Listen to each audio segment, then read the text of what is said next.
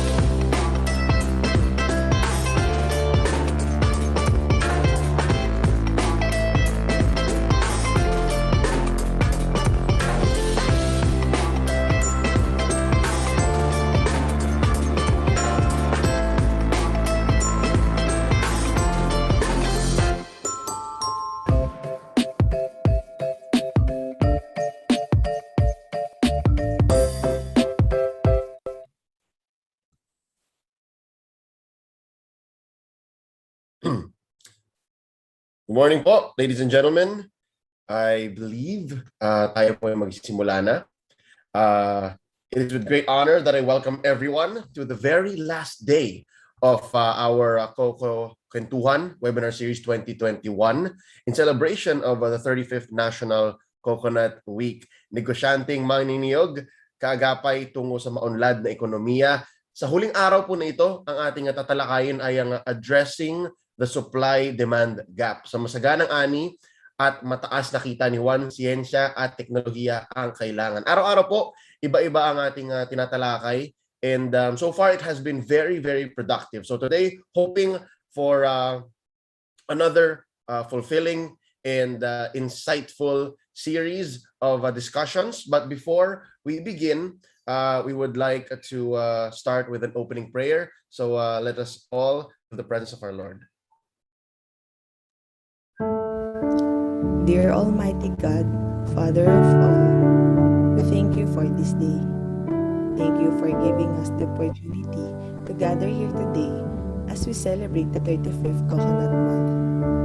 In this Coconut Webinar Series, we humbly ask you to bless each and every one of us, especially our coconut farmers to whom we dedicate this celebration. As we face this time of pandemic, our coconut farmers' welfare is at risk more than ever. We ask you to shower us today with your wisdom during our lectures and discussions that we may find the best possible solution in every challenges the coconut industry faces. We also seek your guidance as we go on in this event, that we achieve our goal for this gathering to help our coconut farmers engage into agripreneurship in order to attain economic development in the industry. Your Holy Spirit will ensure the success of this event through the enactment of the knowledge acquired from this activity. May the participants, especially our coconut farmers, benefit from this activity and evolve into agripreneurs. We ask all this in the name of Jesus, our God and Savior. Amen. Amen. Ladies and gentlemen, let us move along with our program. But first, where are my manners? No? Good morning po. Ako nga po pala si Leo. Ang inyong MC para sa araw at sa linggong ito. And today, we will be going on a journey. No? Aaralin nga natin kung ano nga ba ang mga possible na issues and how we can actually develop the supply and demand gap. How we can make it better for all involved in our industry. Moving along, paalala ko lang po na tayo po ay live via Facebook and YouTube. Doon po sa mga hindi nakasali sa atin via Zoom at hindi nakapag-register, last day na po today, we try to remind everyone na pwede po kayong mag-register araw-araw. But this being the last day, abangan na lang po natin ang pag-up ng live on YouTube and Facebook. At para sa mga nasa Zoom ngayon, let's try to break that record. No? Kung may kilala po kayo na nag-register and wala pa po sila dito sa ating room, just remind them, all right? Yesterday, we were at more than 200 in the same room. 200 po. So, lahat po tayo may chance na sumali sa Q&A mamaya. So, ayun, to remind you of our mechanics and house rules sa Coco Kwentuhan, let us hear a few words in this video as prepared by our own D.A. Erly Manohar, Coco Kwentuhan Chair.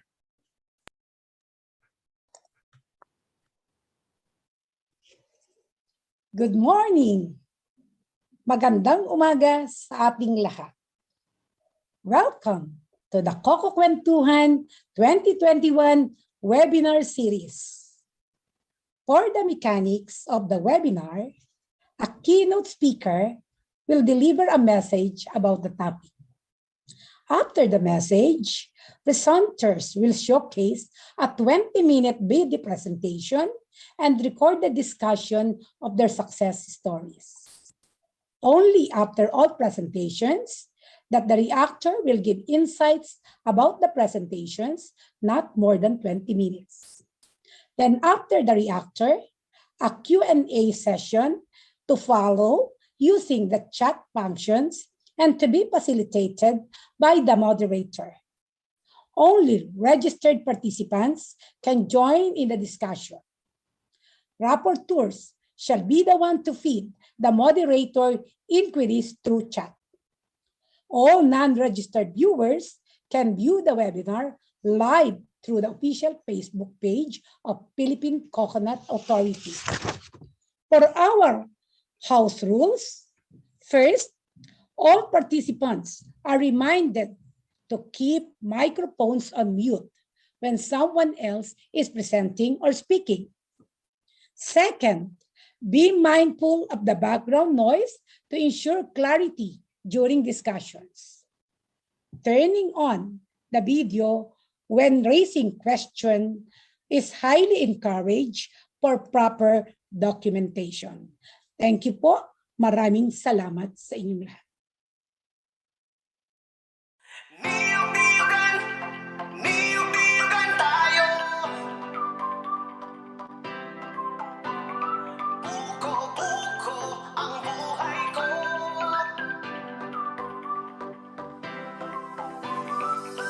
Pilipinas, halika na. Nasa paligid lamang ang iyong hinahanap. Huwag mag-alinlangan, huwag nang mangamba. Ang puno ng buhay ay pag-asa. Magtanim ka lang ito, tiyak ikaw ang siyang panalo. Walang matatalo, ito ang sigurado. Ang puno ng buhay ang ating pag-asa. Halika na, magtanim at simula. Niyog-niyugan, niyog-niyugan tayo para sa kinabukasan. Buko-buko ang buhay ko, tungo sa kaginhawaan. Luzon, Visayas, Mindanao, saan ka man ay mayroon yan. Ang buko-niyog ang siyang pinagkutunan ng sambayanan ng pangangailangan. Niyog-niyugan, niyog-niyugan tayo para sa kinabukasan. Okay, thank you so much, DA Erlene. As you saw, ladies and gentlemen, nandun na po ang paano po paggamit ng Q&A and chat functions mamaya.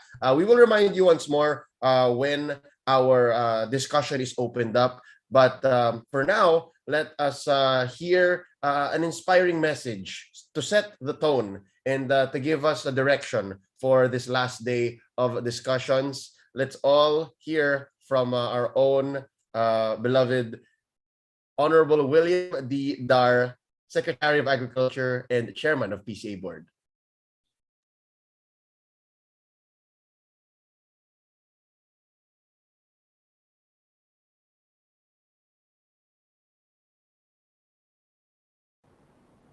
Good day to all.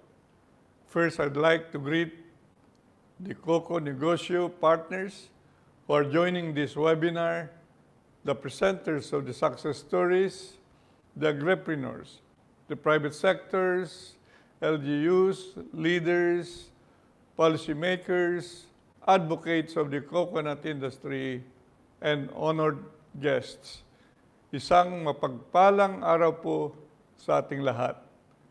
This is the second webinar as a major activity of the National Coconut Week of 2021 celebration, using the virtual platform due to the new normal situation under the pandemic.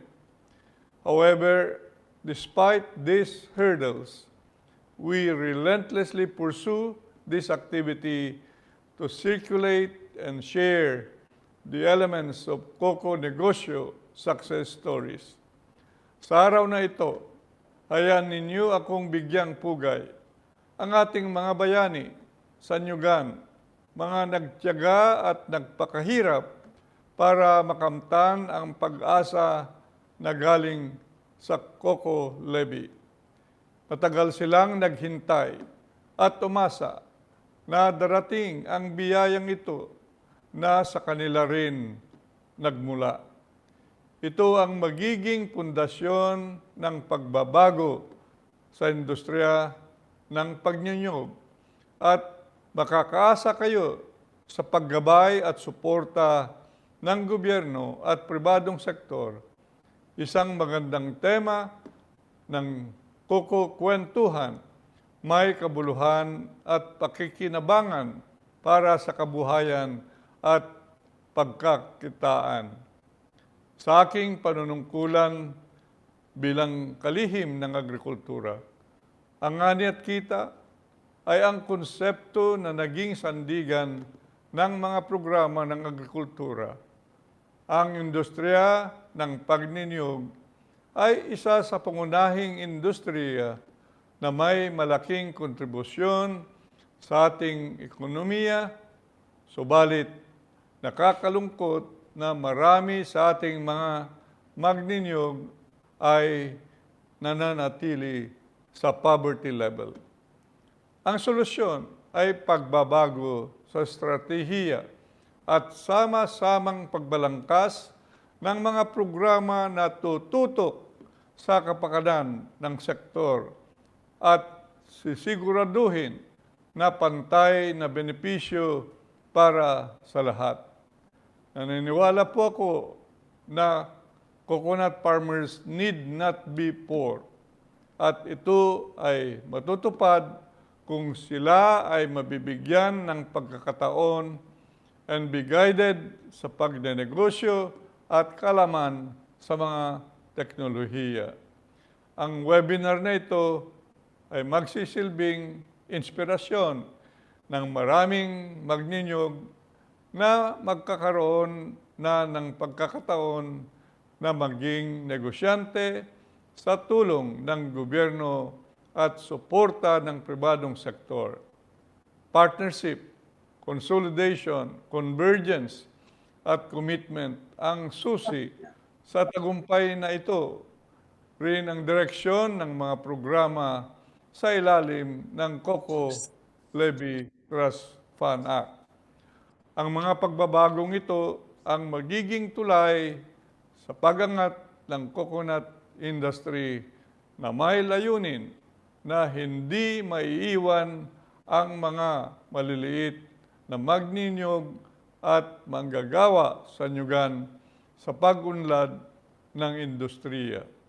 Sama-samang pagsisikap ng mga ahensya ng gobyerno, private sectors, policymakers, at kaming mga leader sa agrikultura ay laging handa sa paggagabay at pagsusuporta sa inyong mga adhikain tungo sa pag-unlad. I'd like to commend PCA for organizing this event. I hope this will spark the enthusiasm of our coconut stakeholders, and the success stories will serve as models for emulation. Hindi ito nagtatapos ang kwentuhan. Nararapat na ang mga ito ay isakatuparan upang ang tagumpay ay makamtan. Maraming salamat at mabuhay kayong lahat.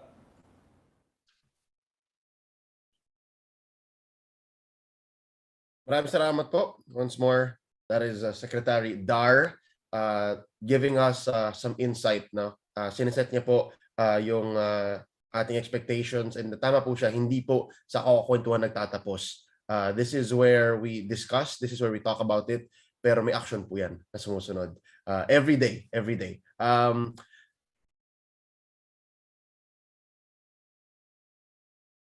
To our beloved administrator here at PCA, former highest official of the Armed Forces of the Philippines. He is leading the charge in making sure that the National Agency for Coconut and Palm Oil Development is in good hands. Ladies and gentlemen, the administrator of the Philippine Coconut Authority, General Benjamin Madrigal Jr. Thank you, Leo.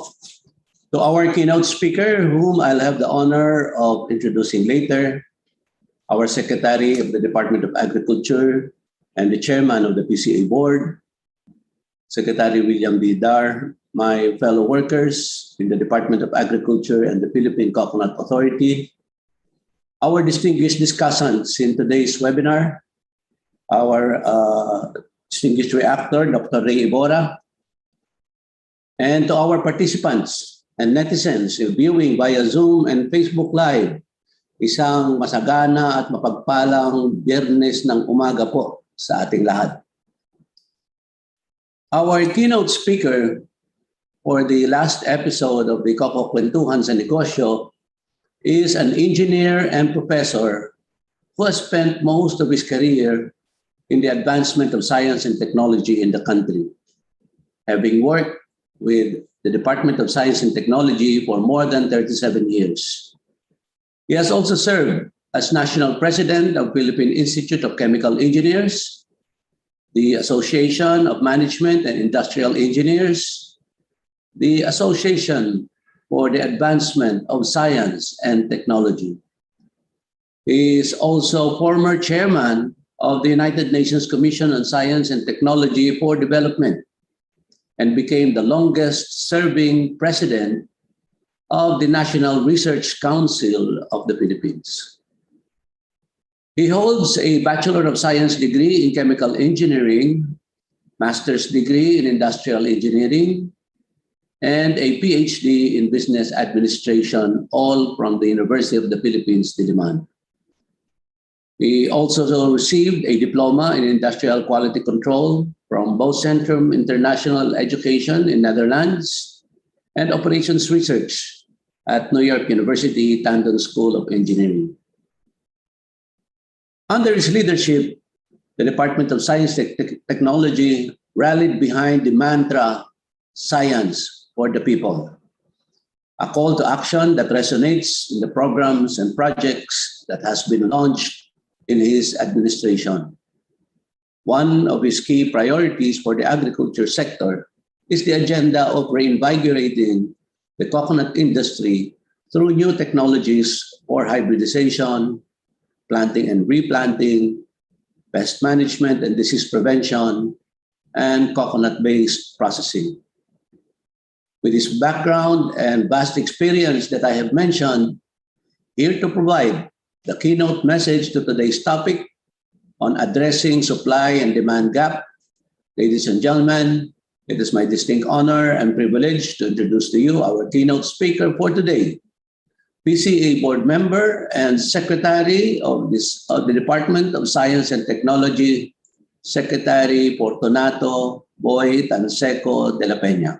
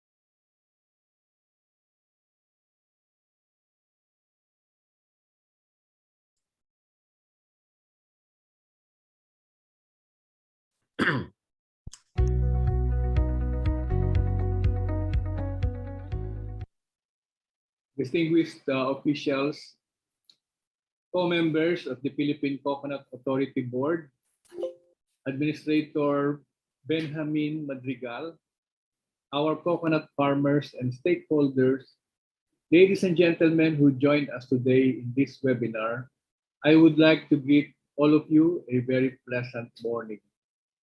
The Department of Science and Technology, or DOST, commends the PCA for holding a week-long webinar series known as Coco Kwentuhan sa Negosyo in celebration of this year's National Coconut Month.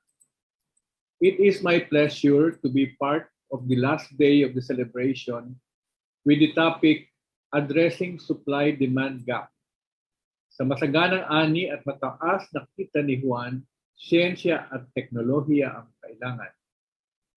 Through the years, coconut has been a dominant part of the Philippine agricultural landscape, with a steadily growing global demand for raw and its diversified value-added products.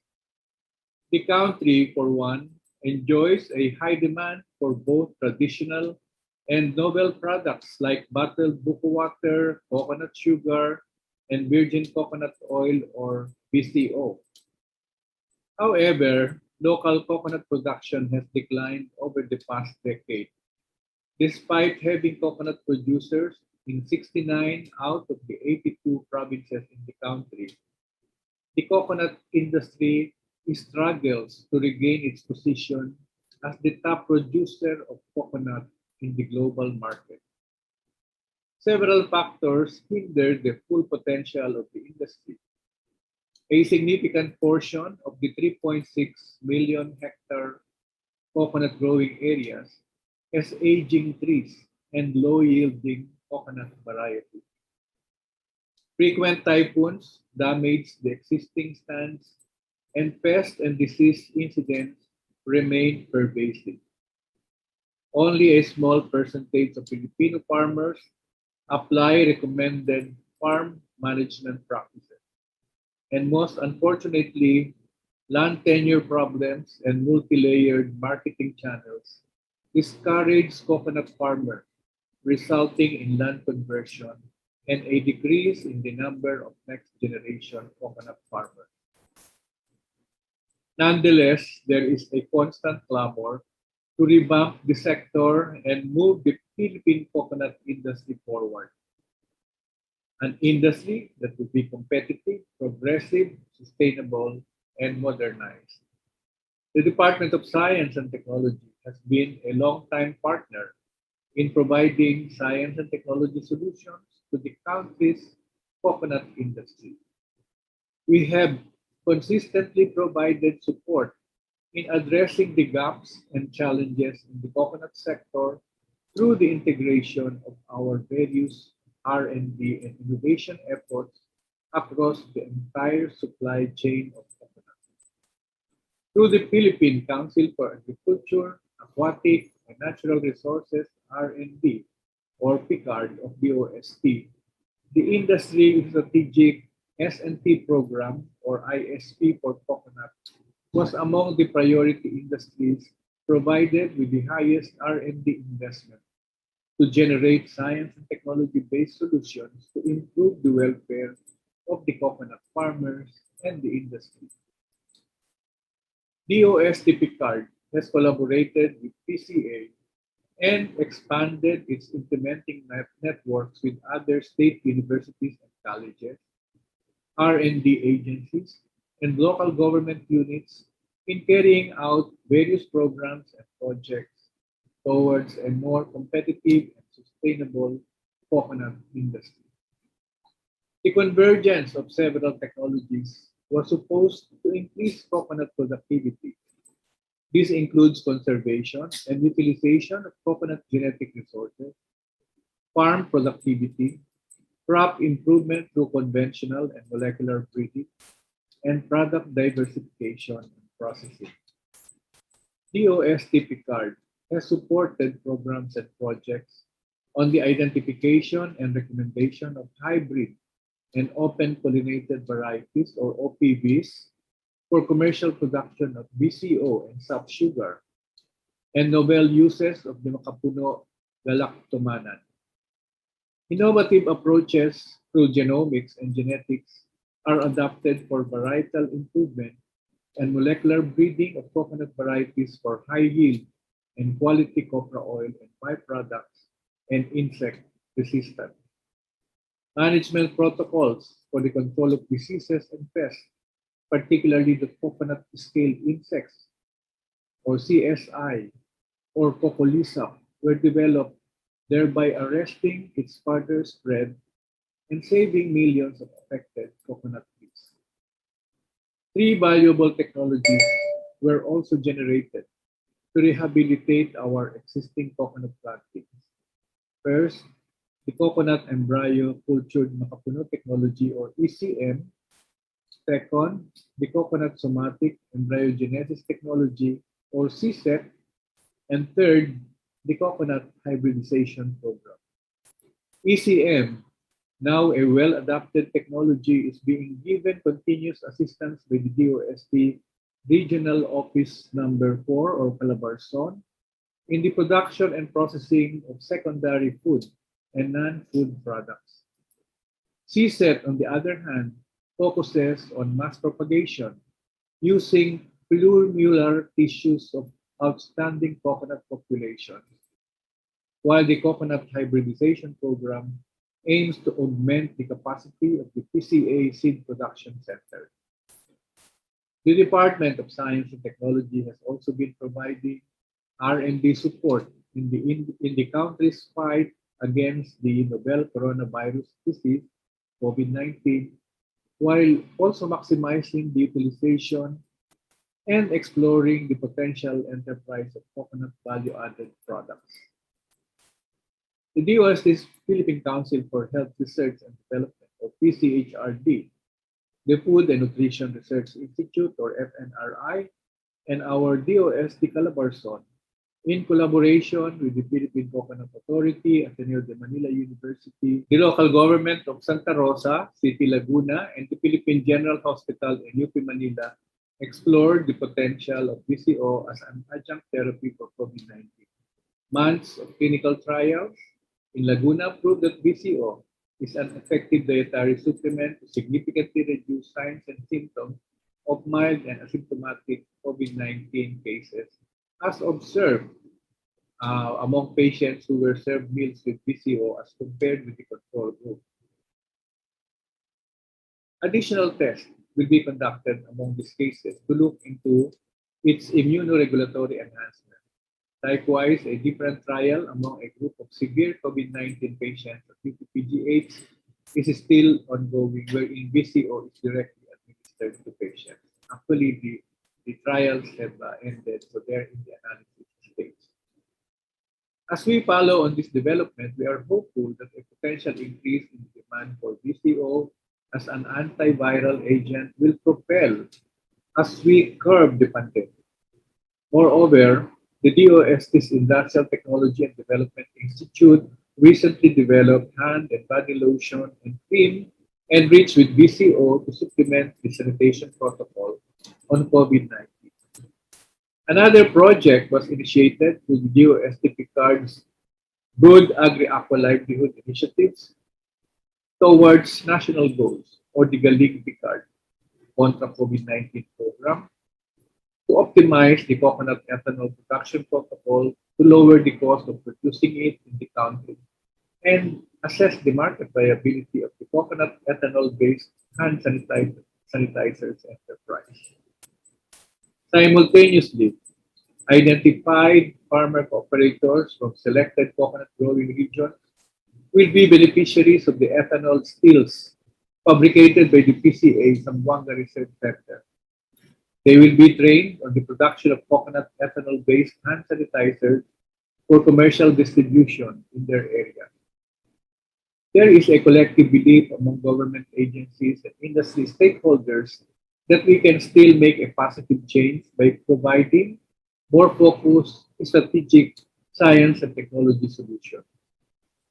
At the DOST, we believe that the R&D efforts on increasing the supply of raw materials, optimizing production strategies, empowering the farmers and SMEs through technical assistance, and strengthening institutional linkages among government and coconut stakeholders will bridge the supply and demand gap and magnify the competitive advantage of the Philippine coconut industry.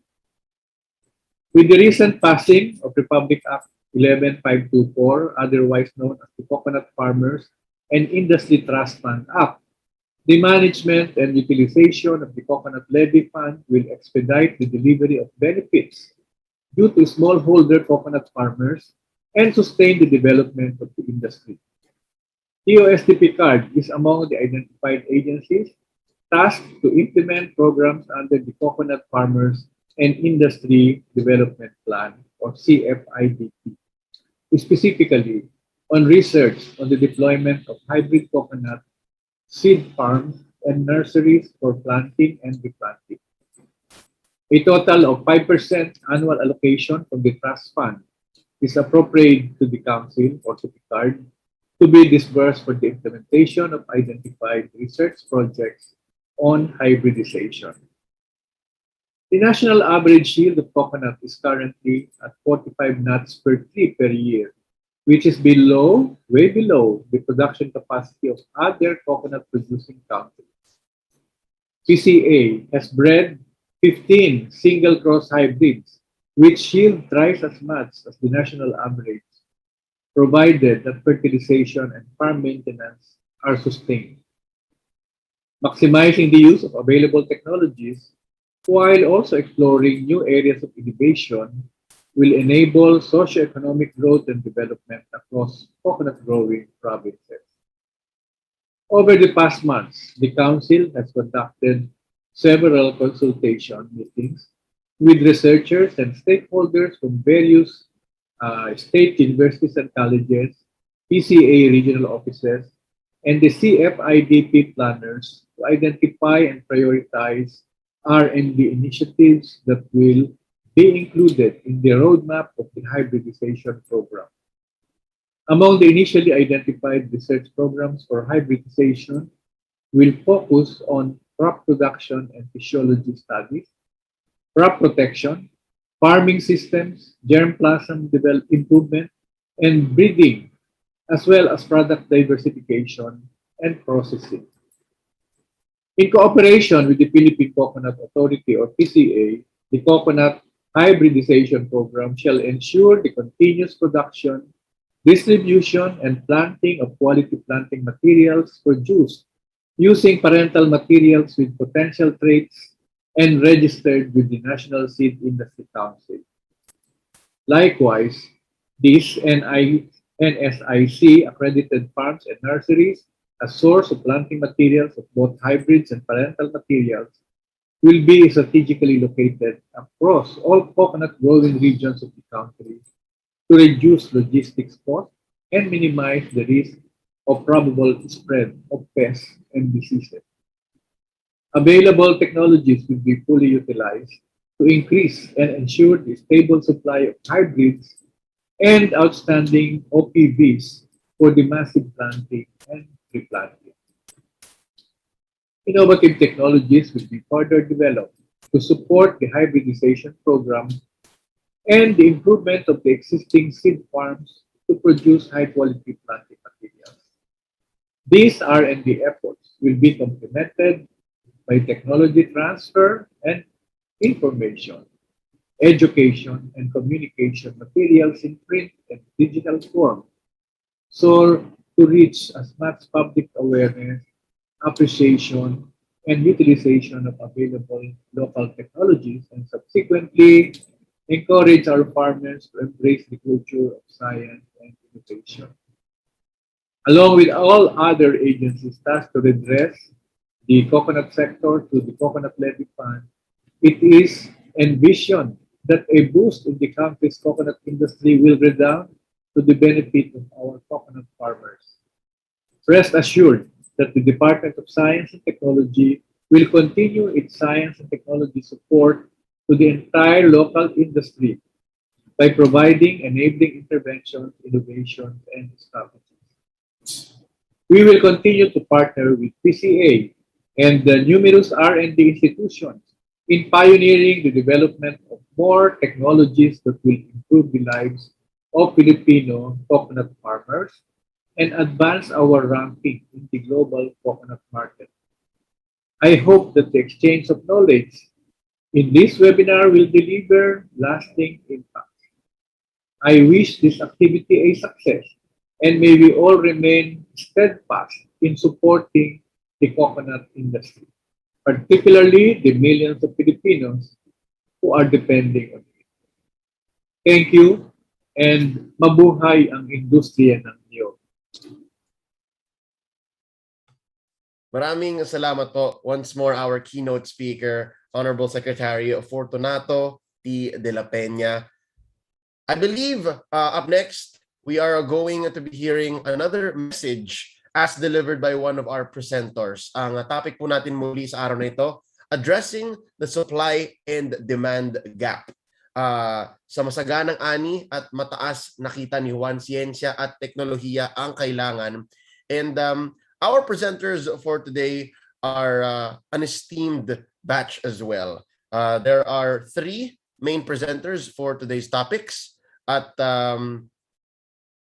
lahat po sila ay may i-discuss na, as mentioned po by our keynote speaker, in the realm of technological advances, no? Nabanggit niya po ang potential ng VCO na lumaban sa COVID.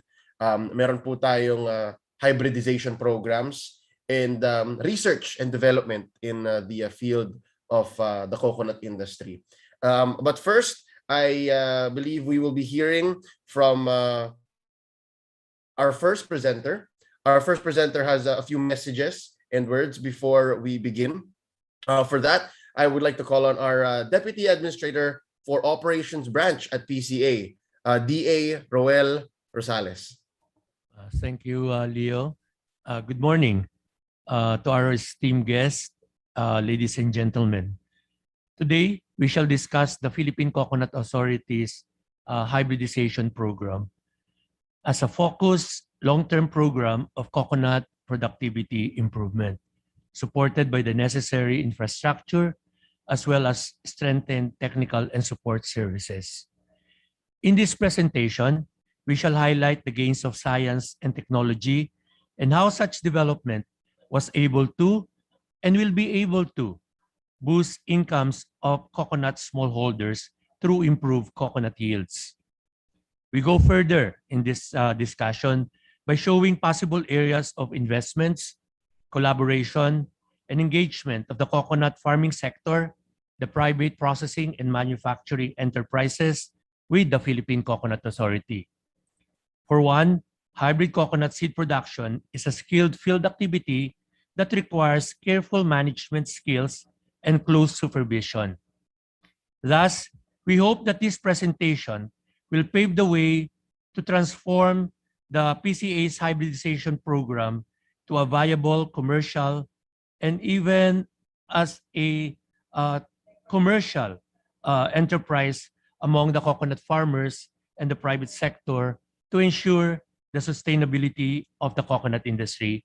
And with that, may I ask the Secretariat to show our audience the presentation on the coconut hybridization program. Thank you very much.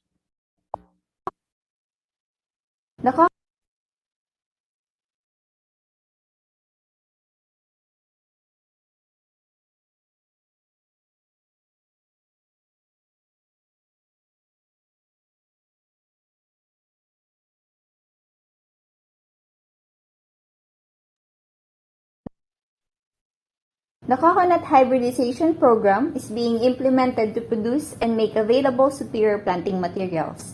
PCA has developed 15 hybrids registered with the National Seed Industry Council. Hybrids have the potential to yield 4 to 6 tons of copra per hectare annually, or 114 to 155 nuts per palm per year. Hybrids are good for the production of high-value products like coconut sap sugar, virgin coconut oil, young tender coconuts, fiber.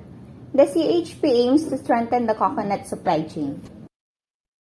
Coverage of the program are production of high-quality hybrid planting materials through assisted pollination technique, strategic planting of quality coconut hybrids, and open pollinated varieties for hybridization, and focused interventions for ensuring high productivity. Under the production of hybrid planting materials, it involves hybridization of mother palms using the assisted pollination technique in PCA seed gardens and in on-farm hybrid production sites, establishment of state universities and colleges and private hybrid seed farms, and establishment and maintenance of pollen processing units, including the mapping, maintenance, and utilization of outstanding parental palms for hybridization. In strategic planting and replanting, it involves nursery raising, planting or replanting in suitable areas of certified coconut hybrids with nutrient support. Lastly, for the focused intervention, it involves capacity building for PCA field personnel, farmer beneficiaries and hybridization, and farm service crew on assisted pollination technique, good agricultural practices, and good nursery practices. Modernization of PCA seed farms, including infrastructure development like roads, fencing, storage and laboratory facilities, irrigation system, automatic weather station, and investment on vehicles, including support for on-farm research. Institutional development for strengthening of STRATCOM and information management system. The female parents of the hybrids are the 3 recommended dwarf varieties which are commonly planted in farmers' field. These are Takunan Green Dwarf, Katigan Green Dwarf, and the Malayan Red Dwarf. These varieties could yield 80 nuts per palm annually. The recommended male parents, which are tall varieties, consisted of Baybay, Tagnanan, Bago Osiro, and Laguna Tall, which are local varieties, and 3 foreign accession, namely Tahiti, Renal, and West African Tall.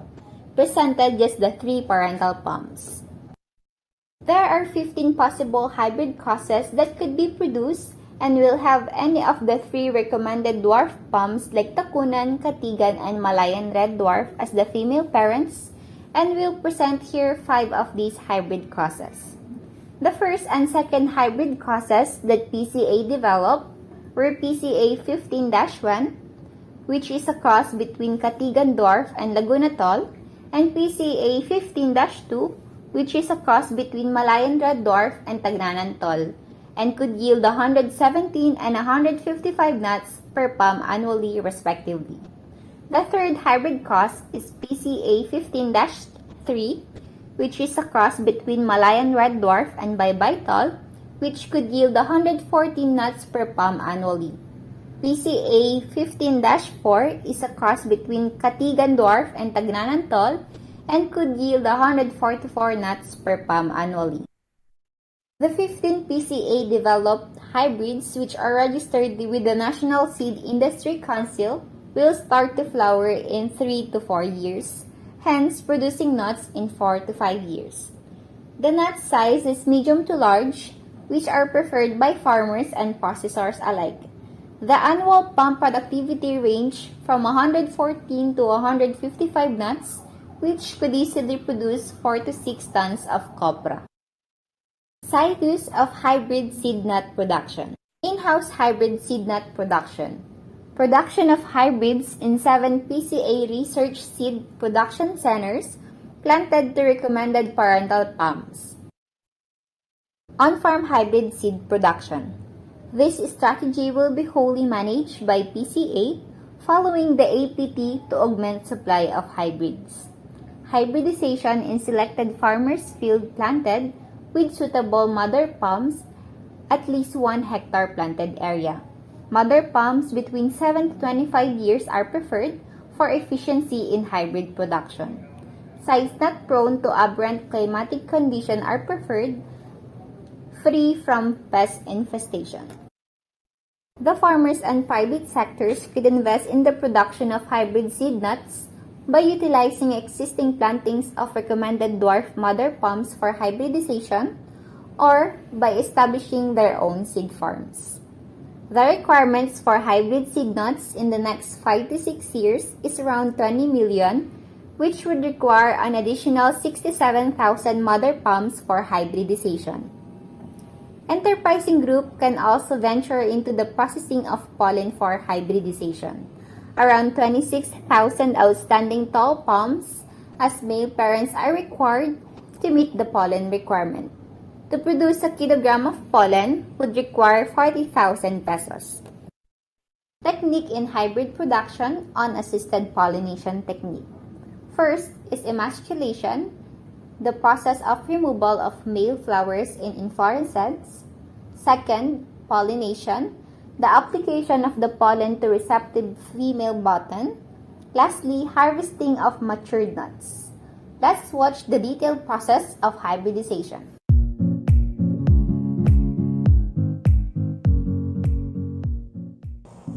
Organization of personnel. An organized team of sufficiently trained personnel must consist of pollen collectors, pollen processors, emasculators, pollinators, and inspector. Efficiency of one is checked by the other. Example, the pollinator checks the emasculator and vice versa. The inspector reports immediately to the supervisor in charge any irregularity he sees for rectification. Selection of male and female parents. Parental materials are chosen on the basis of their phenotypic characters and genetic potential, as well as vegetative and reproductive growth performance.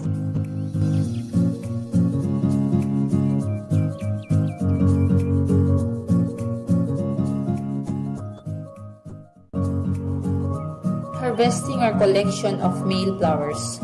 Harvesting of spikelets bearing the mature male flowers is done 6 to 7 days after the natural opening of the spade. Stripping of male flowers. Male flowers are detached from the spikelets. They are collected in plastic basins.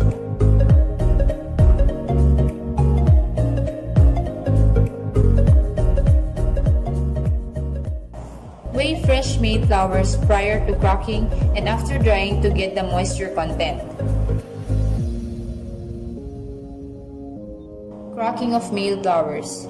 The separated male flowers are cracked and placed thinly over galvanized and aluminum trays. Rolling a baker's pin over the flowers in the tray does cracking.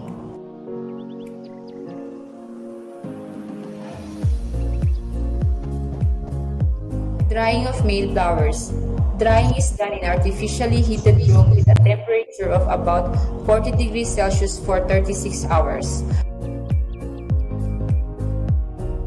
Cracking of male flowers is done after drying.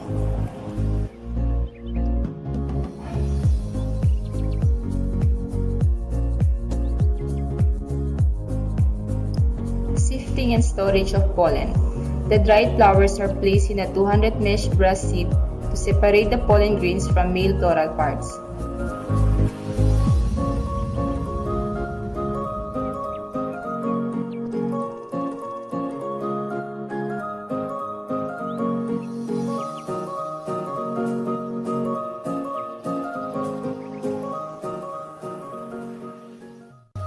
The pollen grains are collected in plastic bags or any suitable containers at 5 grams per pack for sealing and subsequent storage in a freezer with a temperature of -20 to 25 degrees Celsius.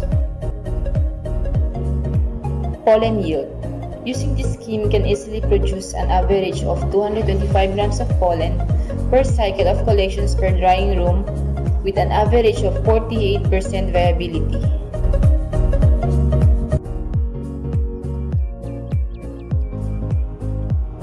Isolation of female flowers.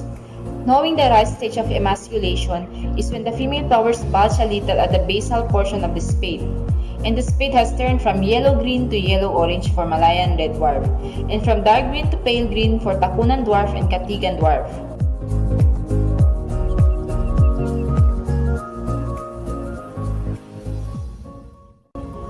Emasculation is done 3 to 4 days before the natural opening of the spade. Spade is forced open and removed.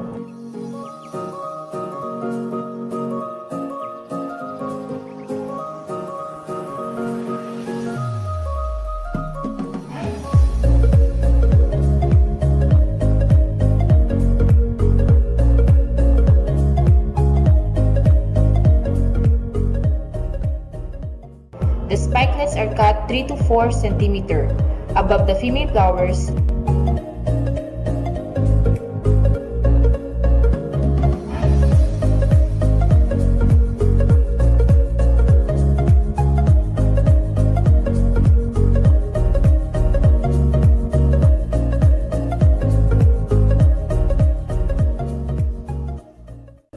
The remaining male flowers are then carefully removed by hand.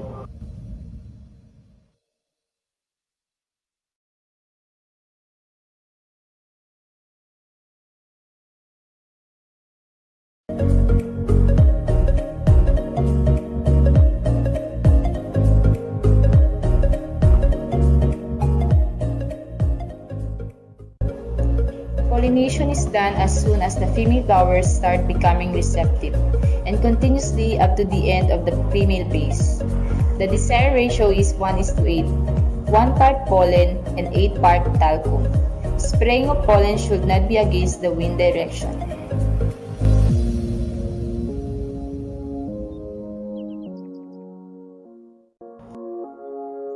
Indexing and marking. Indexing is done after a nut reaches feast size. Nuts are thinned, maintaining 8 to 10 nuts per bunch, and painted with dark color for hybrid identification. Harvesting. Harvest seed nuts having color break to brown color and slushing sound of water can be heard. Separate nuts for purity test in sack with the name of the emasculator.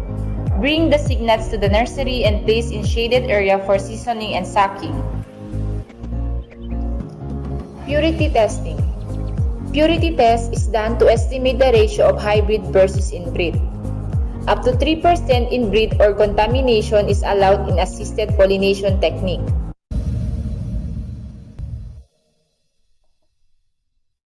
Yes, we'd like to thank the Zamboanga Research Center for that engrossing presentation on the detailed procedures on hybridization, just to be able to perk up interest and awareness also in this program of government to increase coconut yields, thereby ensuring that the farmers will be the end beneficiary of increased yields and incomes.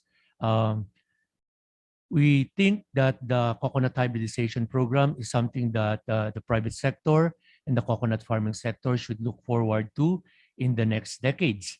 Because as discussed by our guest of honor, the hybridization program is one of the main components for productivity under the Coconut Farmers and Industry Trust Fund Act.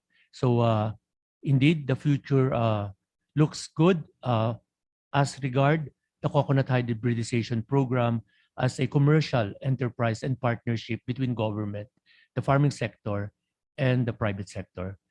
With that, I thank everybody for the attention that they've given this very special project, the Coconut Hybridization Project. Thank you very much.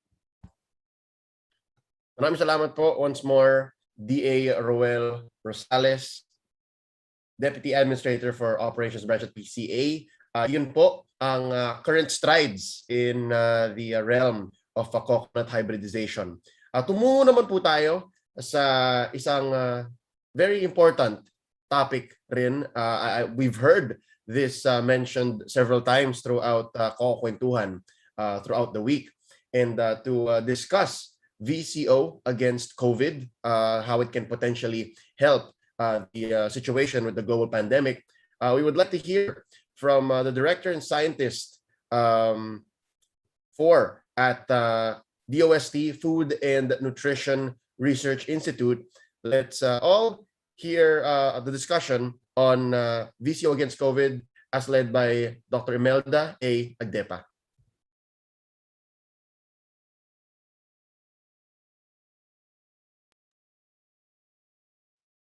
Pleasant morning to everyone.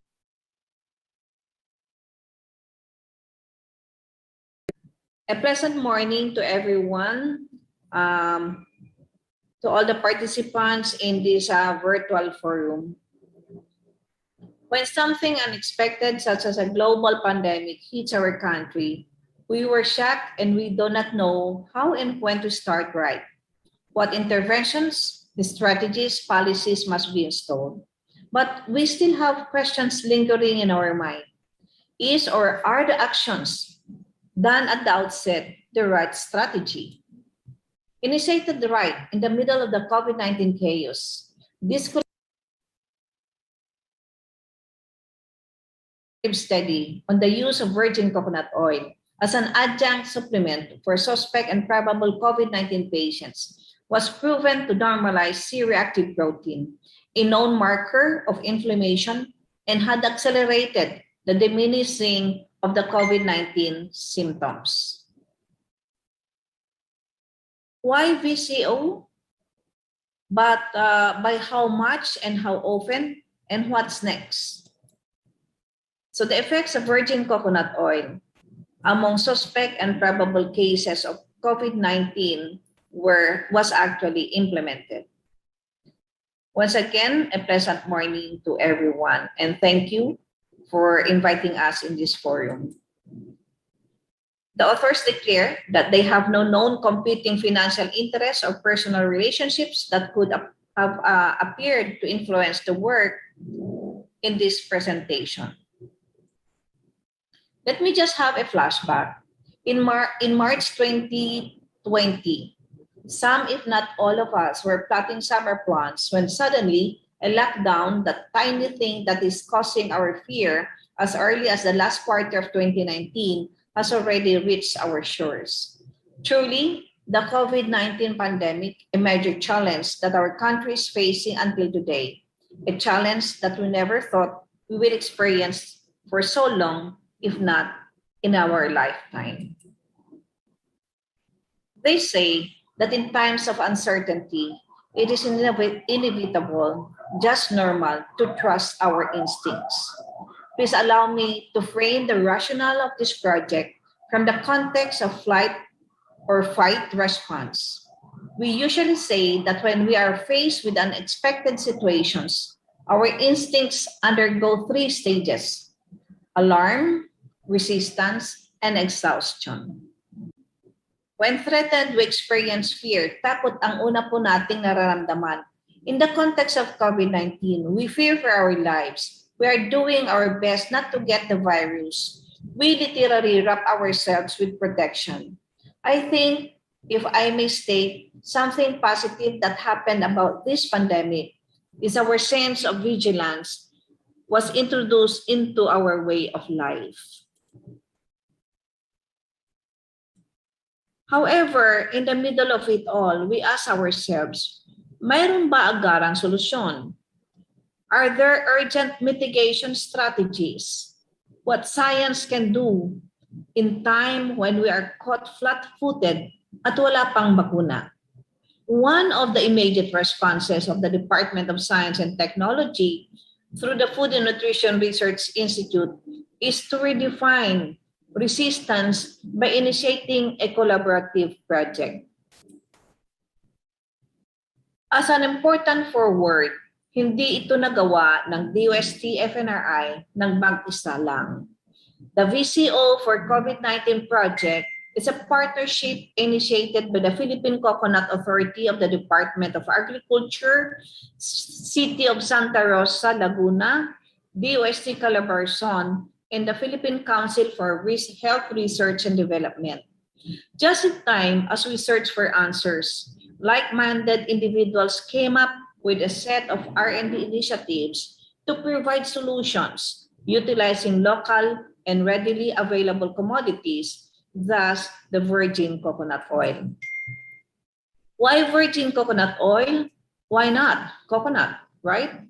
So in 2019, the United Coconut Association of the Philippines and the VCO Producers and Traders Association came up with the statistics. And according to them, we Filipinos consume 470 metric tons of VCO that year. That was on top of the figures stating that we have exported around 20,000 metric tons of VCO in 2019 alone. Something that we all can relate to is the fact that VCO is a popular domestically and globally available because of its health and nutritional attributes. It is generally recognized as safe, and it has significant amounts of essential fatty acids and antioxidants. And basing from the mounting evidence of VCO was proven to have antiviral properties based on earlier studies. Earlier studies attributed the antiviral properties of VCO to its active ingredients, monolaurin and lauric acid. Lauric acid, a medium-chain fatty acid, makes up almost half of the coconut oil, meaning it is the predominant component of VCO. VCO also has monolaurin, which might not be available from the VCO bottle you just purchase or you will be purchasing, but will be produced by the body once we ingest VCO. In a smaller fraction, VCO also has sodium lauryl sulfate, which is as a surfactant or increased spreading of or wetting properties, which is also known to contribute to VCO's antiviral properties. So now the question is, how can these active ingredients become potent antiviral agents? Now first, these ingredients destroy the viral membrane or the covering of the virus. In 1982, Herholzer showed that monolaurin can reduce the effectivity of about 14 human RNA and DNA enveloped virus to as high as 99.9%. And sodium lauryl sulfate, a surfactant, was shown to solubilize and denature the viral envelope. These active ingredients also prevents the maturation of the virus, such as a case of monolaurin. In 2001, a group of researchers found that lauric acid prevented the maturation of the Junin virus, the causative agent for the Argentine hemorrhagic fever. Interestingly, the structure of the Junin virus is apparently similar to the SARS-CoV-2, the causative virus for COVID-19. Likewise, lauric acid was also shown to prevent binding of viral properties to the cell membrane of the host. Prevention of binding in the sense that it prevents the entrance of the virus to the systemic circulation of an individual. Now, other components such as the capric acid and monocaprin were found to pose promising antiviral properties against HIV-1 and influenza A virus respectively.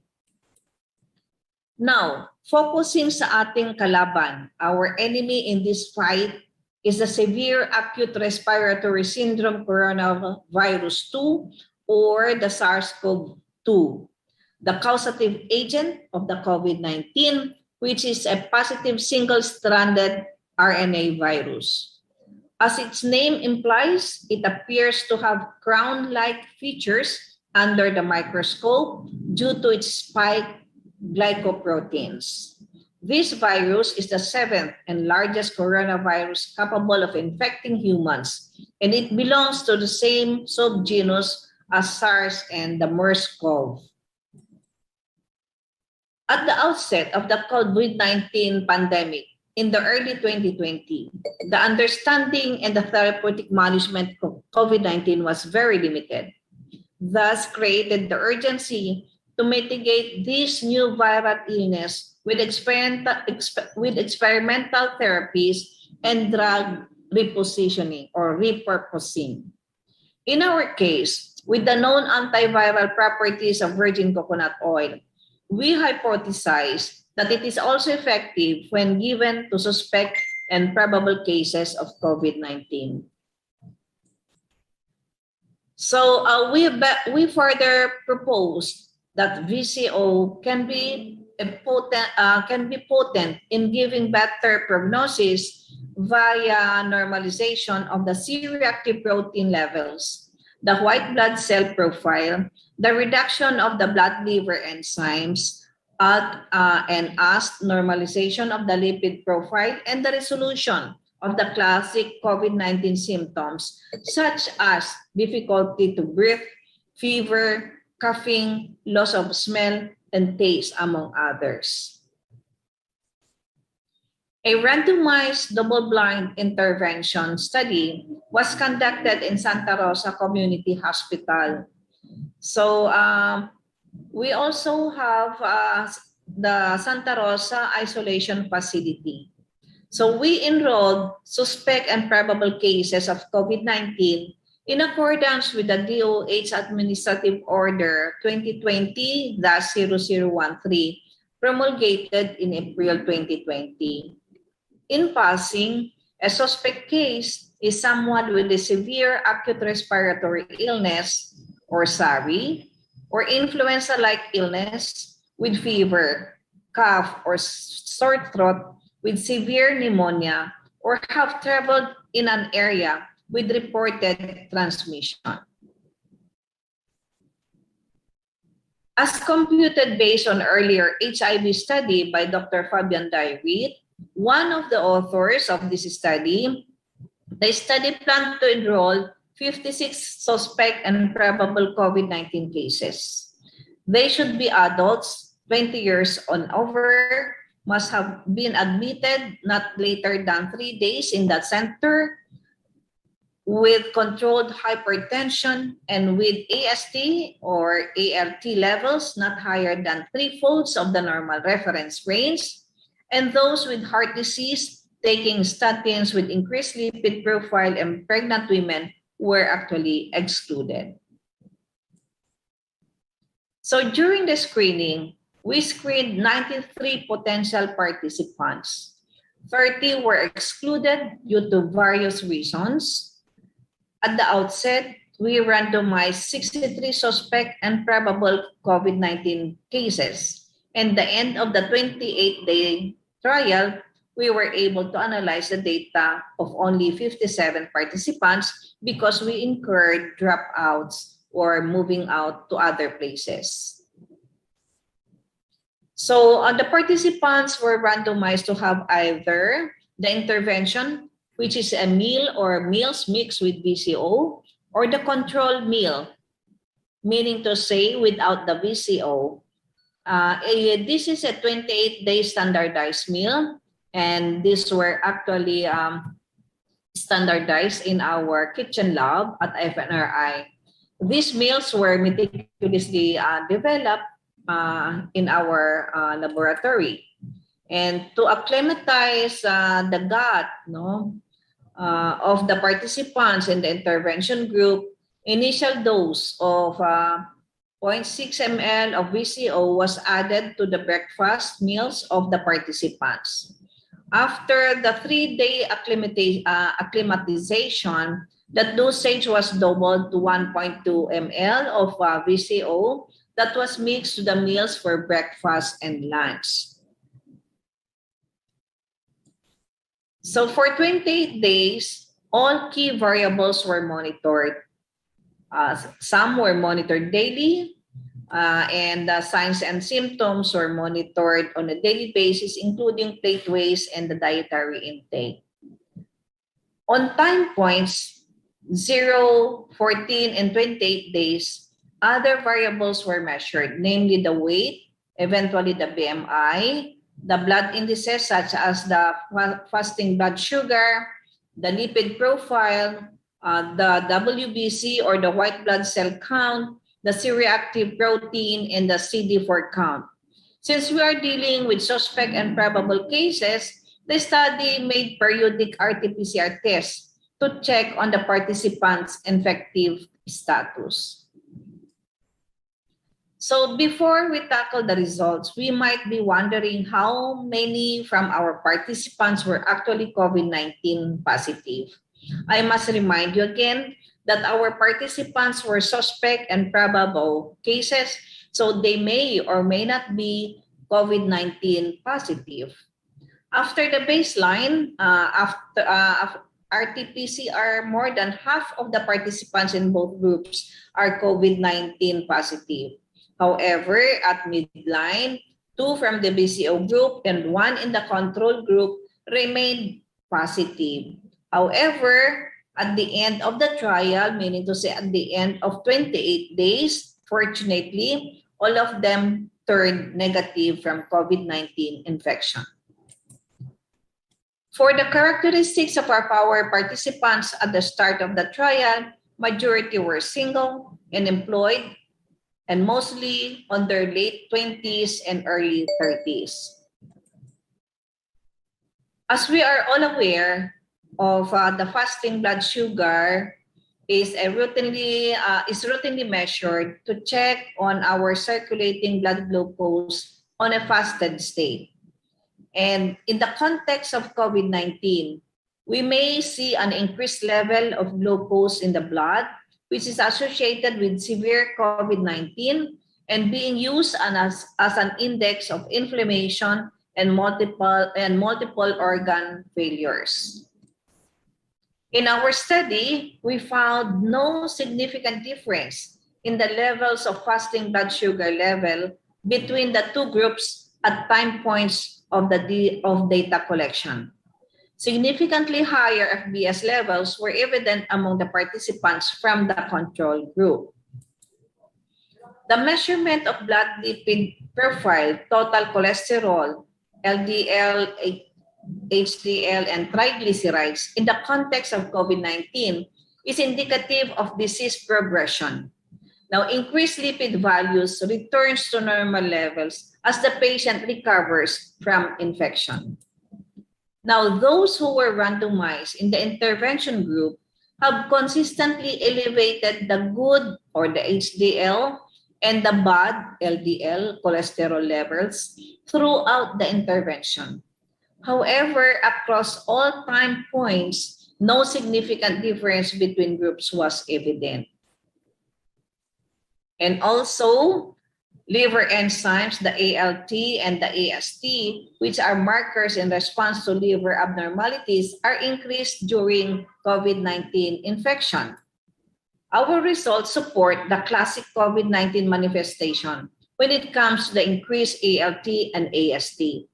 All throughout the intervention, these markers were elevated in both the trial groups, with those randomized for VCO intervention gave out significantly higher values. WBC count is commonly increased among individuals who acquired the COVID-19 infection. In some cases, however, the circulating lymphocytes may also be reduced. Now, apparently, the normal white blood cell index was maintained by the participants all throughout the study. Now, the C-reactive protein, which is an index of acute inflammation, is clinically increased among COVID-19 positive individuals.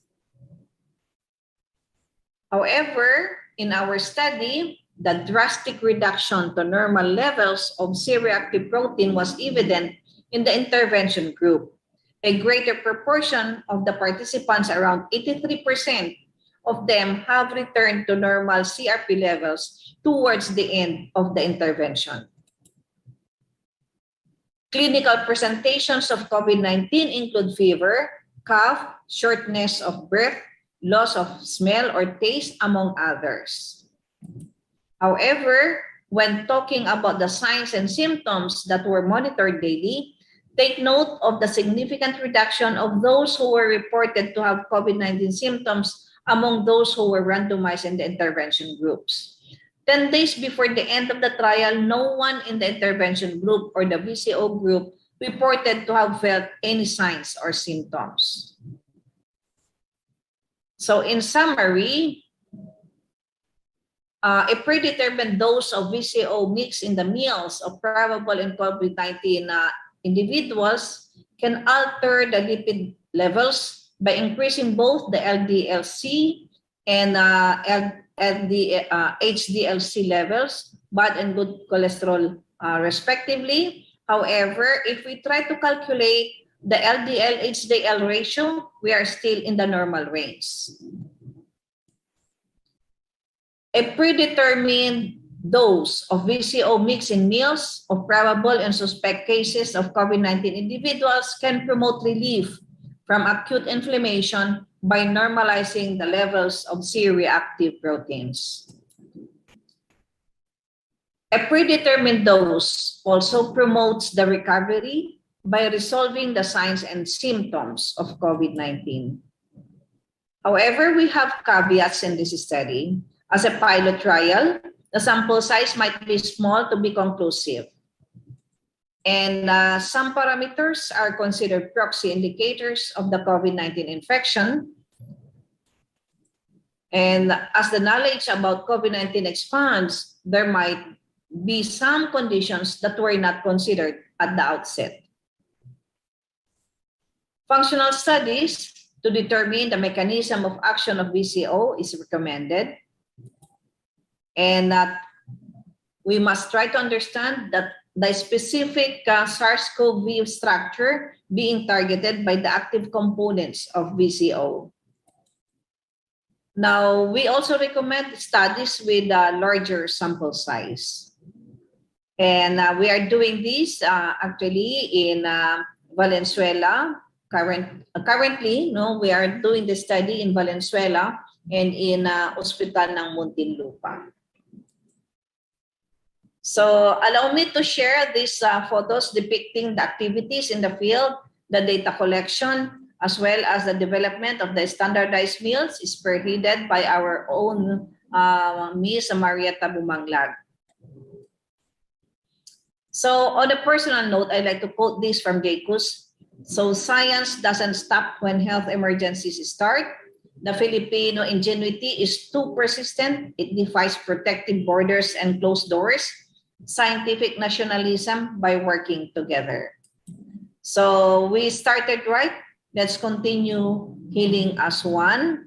So with this, I'd like to say thank you so much. Maraming salamat po. Good morning, Once more. everyone. Yes, hello. Oh, okay. Pasensya na po. That was once more Dr. Imelda Agdepa. Again, may scientific backing po as to how VCO could fight against COVID. Pasensya na rin po at the quality of the video is not as high. Kung meron po tayo mga slides or mga videos na hindi po natin medyo mabasa, we will be uploading and sharing with all of you these videos and slides via our Facebook page and all other public channels, okay? Live po tayo muli via YouTube and Facebook. So kung na-miss nyo po ang previous discussions dito sa Coco Kwentuhan, you can check in to our previous days and humabol po eventually. Last but not least, let's go ahead and hear about coconut research as presented by our Deputy Administrator for Research and Development here at PCA. Let's all hear from DA Erlene C. Manuhar.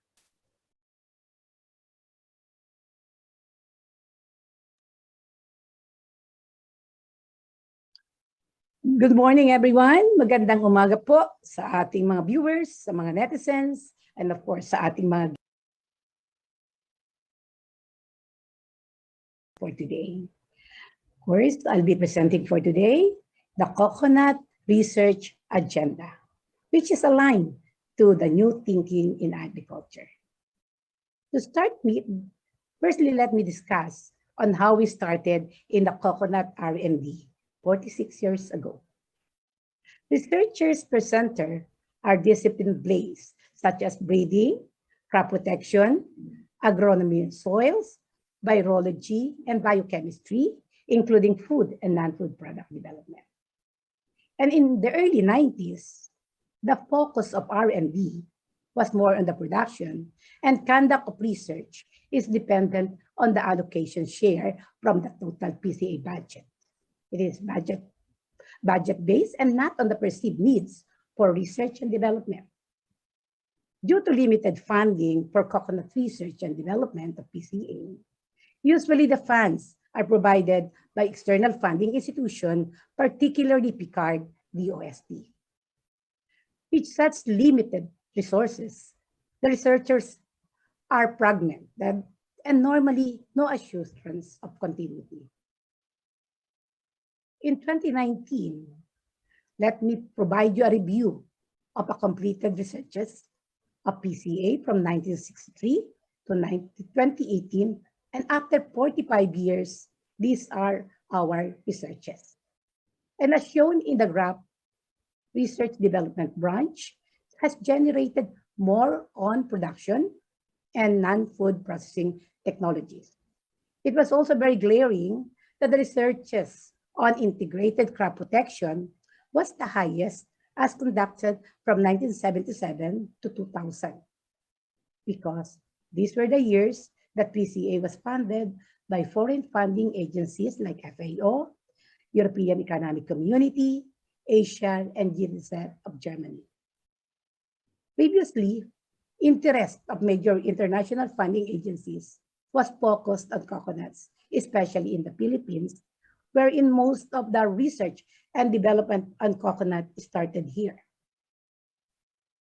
Just to highlight the importance of research, it is the foundation for development. It creates innovations, strategies, solutions, and definitely we have to accelerate research to cope up with the pole-vaulting advancement in the science and technology arena in the context of agro-industrialization. What is the vision of research and development for the new thinking? As earlier presented, the new thinking for agribusiness development of the industry, there are 4 major objectives to be satisfied. First, farm productivity. Second, increase the income. Third, supply stability. And fourth is competitiveness.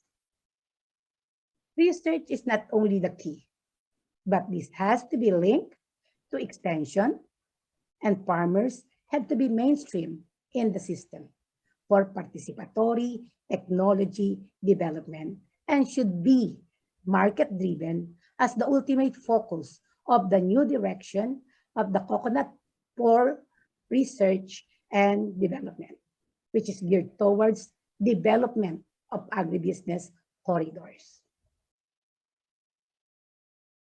And to come up with a comprehensive R&D programs for a transformation, this conceptual framework for the agribusiness development as presented in these quadrants are considered major elements to achieve the ANI and KITA goal of the new thinking in agriculture. Production and productivity has to be increased with the science-based interventions. We do have the technologies to increase nut yield, like hybridization, fertilization, farm improvements.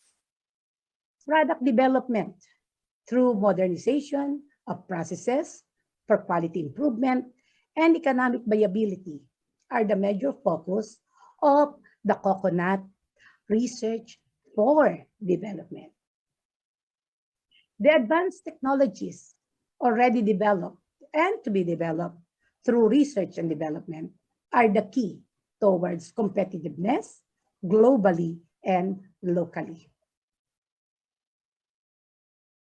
How are we going to transform research and development to research for development? From discipline-based research formulation with socioeconomic perspective, knowledge generation should be geared towards technology development for commercialization. Looking at the market prospects and R&D are prioritized based on the needs of the industry. It should not be budget-driven. For so many years, research and development is dependent on the annual budget provided and usually getting bigger share from fund allocation. With a new R&D perspective, a supply value chain approach has to be undertaken in determining priority researchable areas to have a unified research and development agenda. But of course, in any transformation, it requires the following: effective planning and management system aligned to the new direction. Investment and continuity of support is vital since coconut is a perennial crop. Matagalan ang research po dito with multifaceted product uses. The complexity of the supply value chain of this industry The R&D of this commodity requires, of course, competent researchers and full support services. With the provisions of these needs, the new direction of the research for development will be ensured for industry advancement and the vision of the industry for a vibrant and competitive industry can be achieved.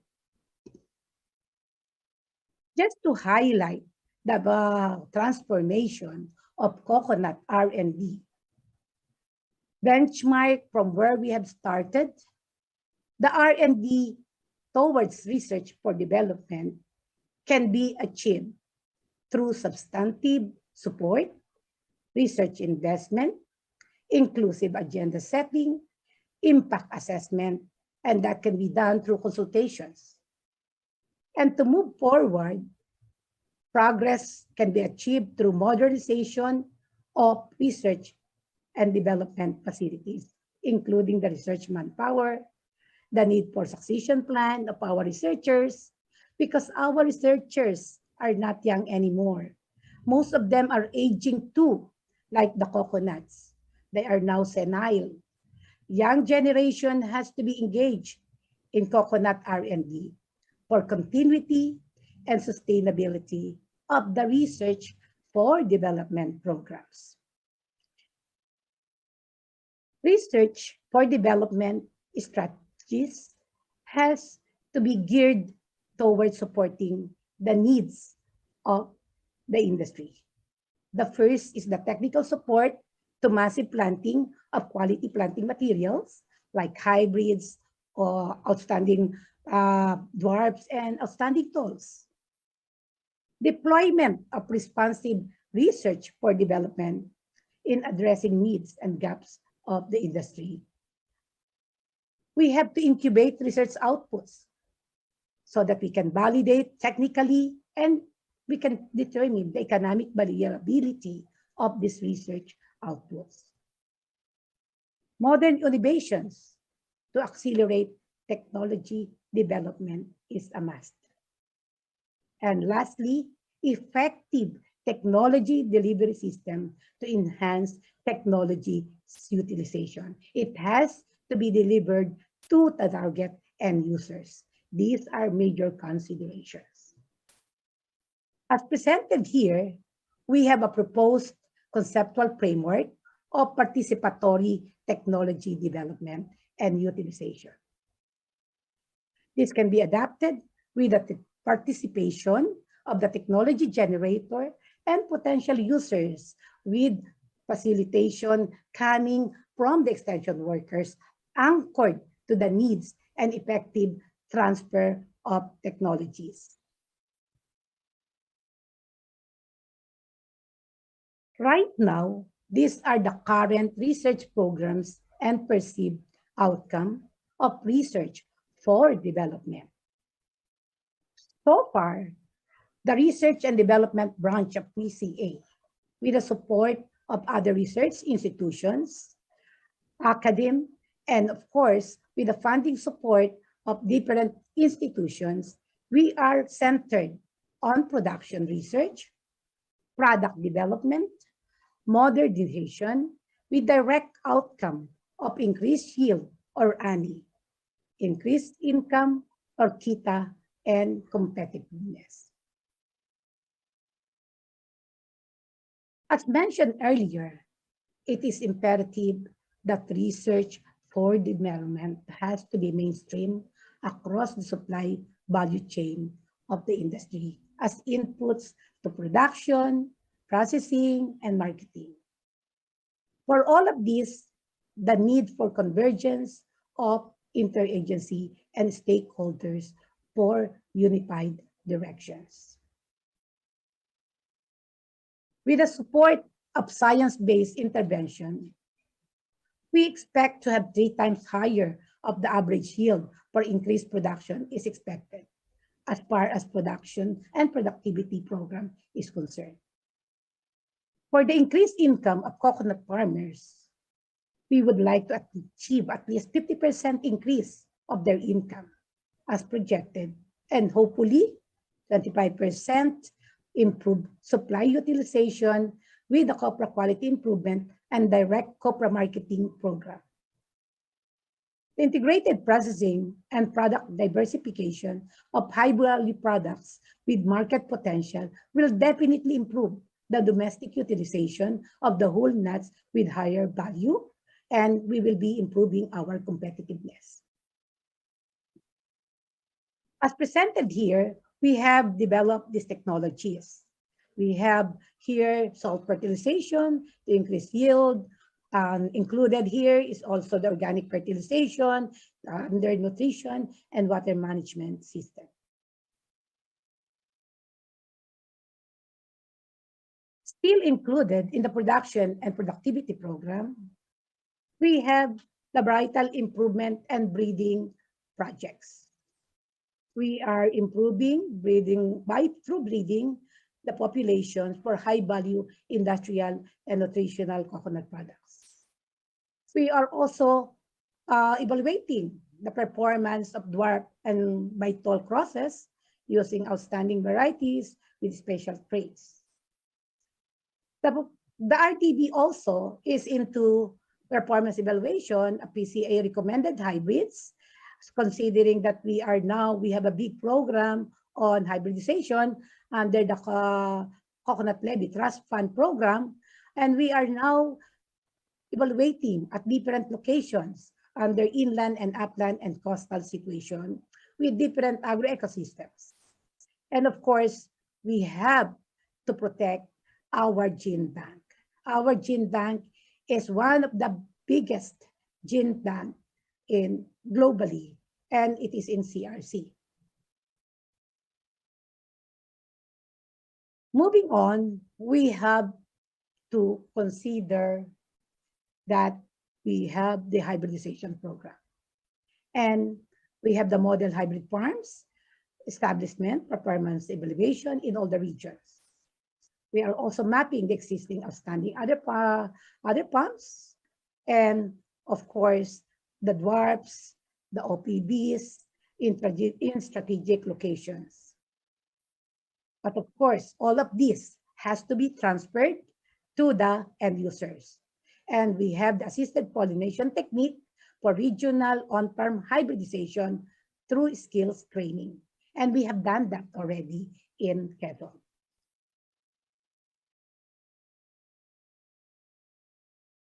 So as you can see here, PCA has developed 15 single-cross hybrids using the outstanding local parental materials for a period of 15 years.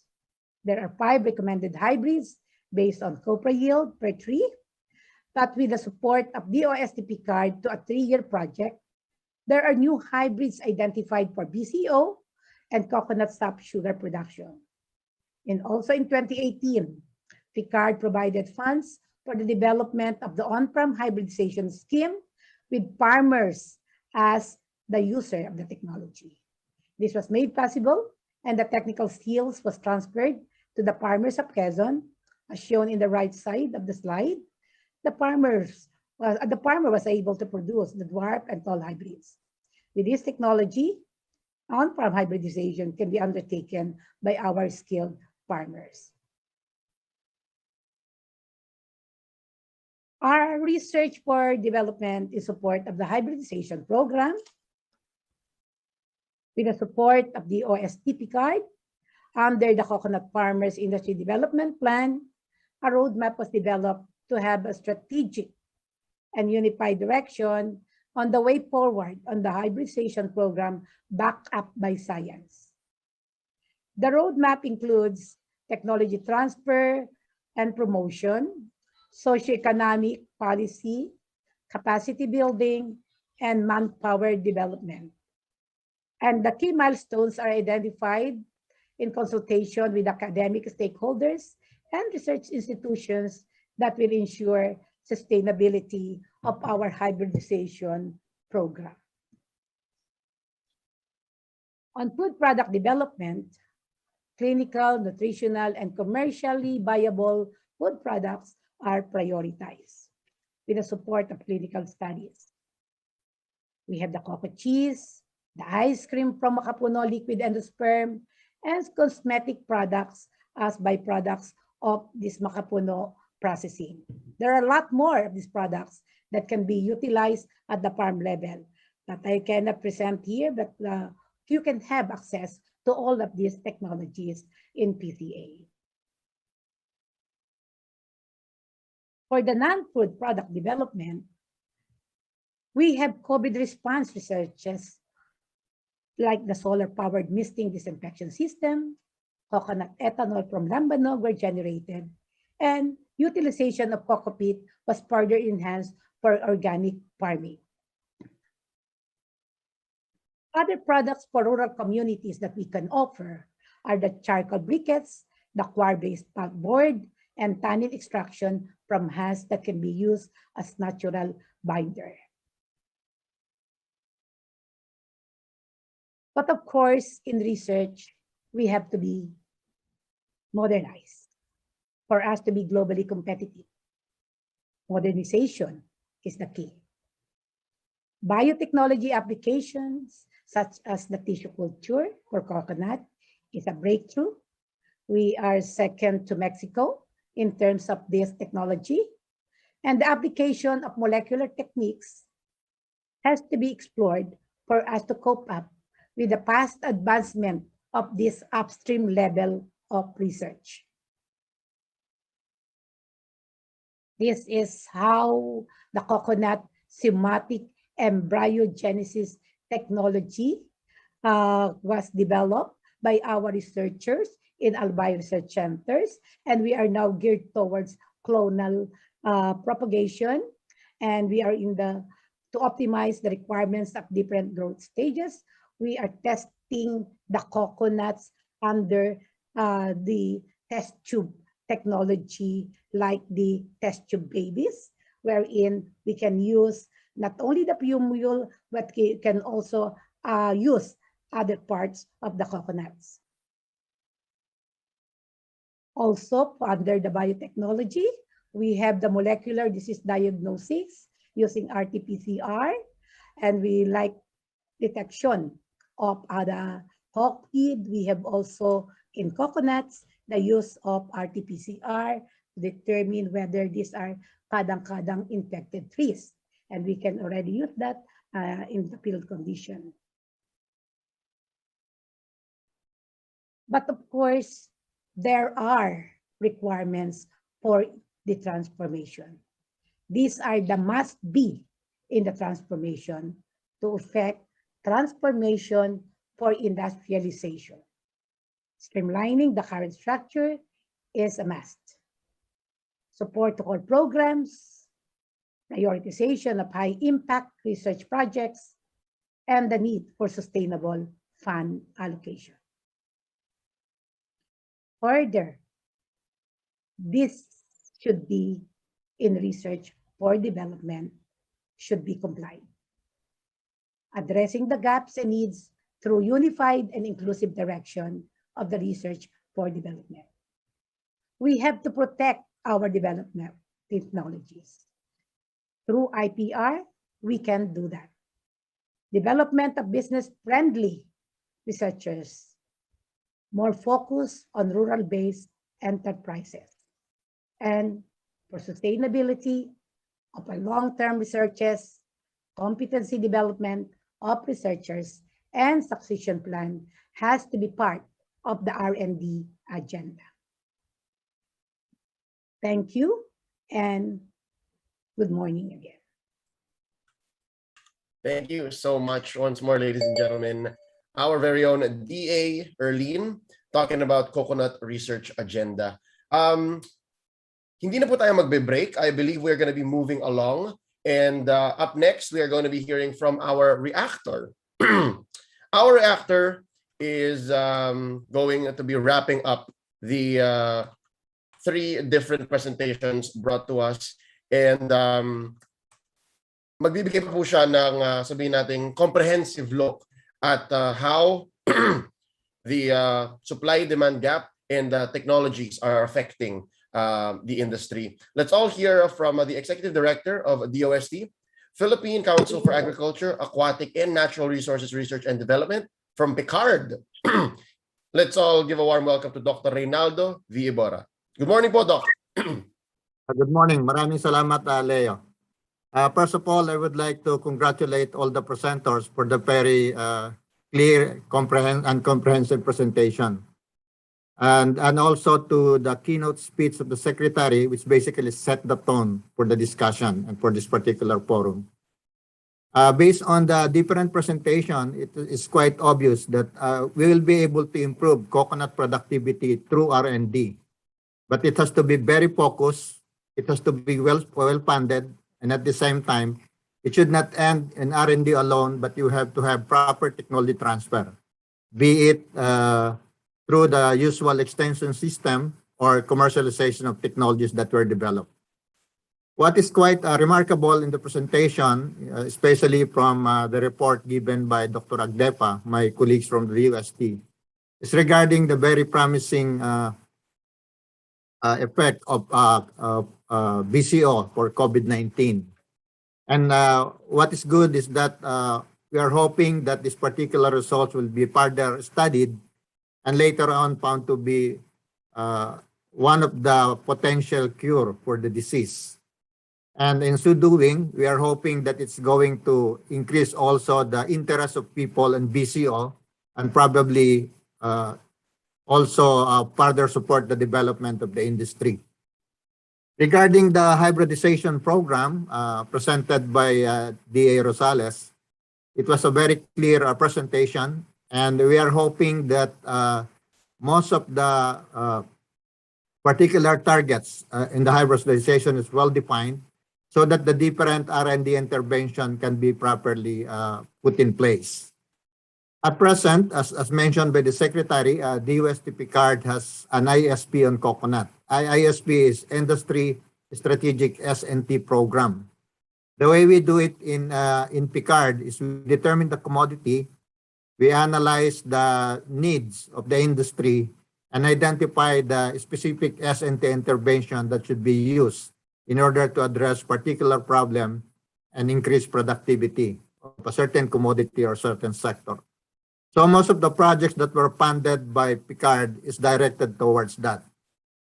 But as mentioned by D.A. Manohar, the funds are not enough in terms of the needs.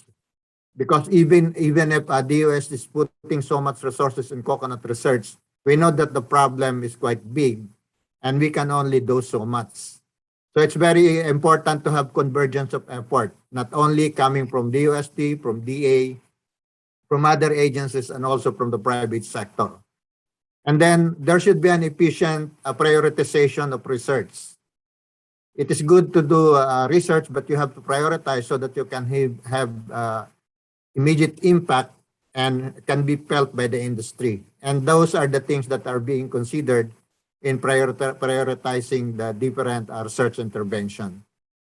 One of the data that were presented by D.A. Manohar is that the number of research through time seems to decrease. And this is basically dictated by the amount of resources available. If you compare the amount of resources on R&D that was put by the DOST on coconut, it is quite significant. However, we are hoping that we will be able to get counterpart funds from other agencies so that the other research area can be addressed. And at the same time, we have to focus both on basic and applied research. If you are going to look at some of the breakthrough that we have in coconut, for example, when we address the problem of cocolizap or the coconut scale insects, without basic research leading to its correct identification, we will not be able to solve the problem. So it really emphasizes the importance of basic research in solving the problem. But at the same time, we also have to consider the applied research that will immediately give good output so that it can be felt by the stakeholders. So that in that case, we have to maintain a balance in looking at the different research area where we are going to put our effort and resources. As mentioned, for example, in hybridization, the plan is already put in place. but it will still be subjected to consultation so that we will get a view from other sector and the plan can be further improved. And we are hoping that we are going to get good participation, not only from our colleagues from the government, but also from the private sector. And at the same time, the approach that the DOST is doing is we have the so-called harmonized national R&D agenda. And the main purpose of this is to identify the different agencies that are conducting research in certain commodities, what are the type of research being undertaken, what are the resources available. And by doing so, we should be able to have proper complementation and avoid duplication of efforts. We are happy to say that as of now, the approach seems to be working, not only for coconut, but also for other commodities.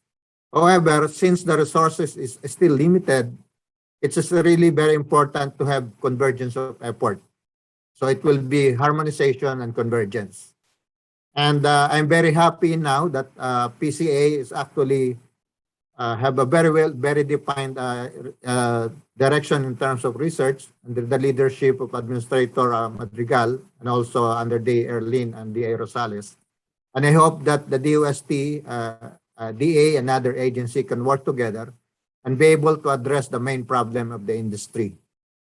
Based on the three presentation, it is quite obvious that we have to increase the efficiency of production and at the same time, the utilization of the different coconut-based products. One example, the example of which is BCO. And I believe by working together, by identifying the different areas that we have to prioritize, and at the same time, building up our capacity, not only in terms of improving our research laboratories, but also training more people to conduct quality research. One of the things that were mentioned by D.A. Manohar is that most of the coconut researchers are aging, but that's not a unique phenomenon because in other fields they have had the same experience.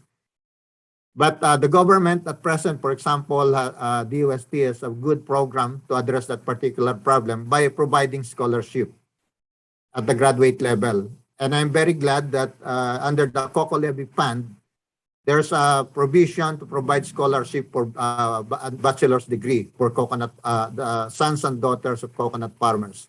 And I hope those programs can complement and we will be able to produce enough manpower to address the needs of the R&D community for coconut.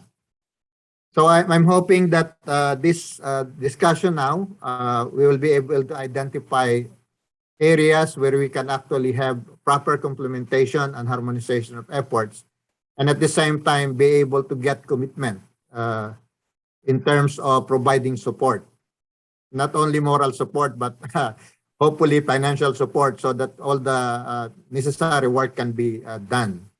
It is very clear from the statement of the Secretary that DOST, through PICARD, is committed to provide the support, not only from the funds that will be coming from the Coco Levy Fund, but also from the part of our regular budget. It was a commitment that was already made by the DOST long before, and we are going to sustain that particular commitment. So I hope that by working together, we will be able to improve the coconut industry and address the different problems we have now through meaningful and directed R&D. Maraming salamat po. Thank you so much, Dr. Ibora. At tama po, I think a lot of the insights brought up led to just findings na tayo rin po na hindi naman po bago. It's things that we knew of, especially for the research aspect and the resource that is people. No, but I think a lot of this is also going to be tackled in our Q&A. With that being said, I believe we are about to open up the floor. But first, ipaalala lang po natin sa ating lahat ang ating mechanics and house rules.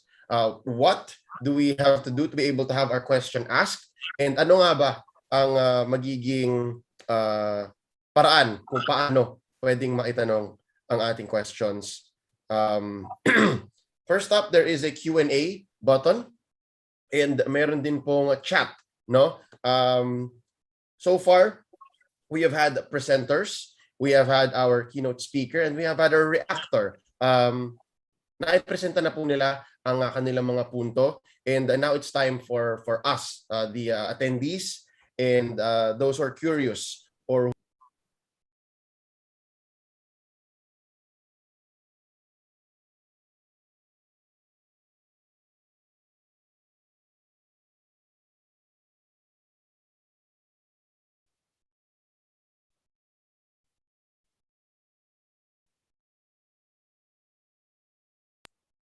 Thank you. All right. So, yun po, no? Reminder lang po na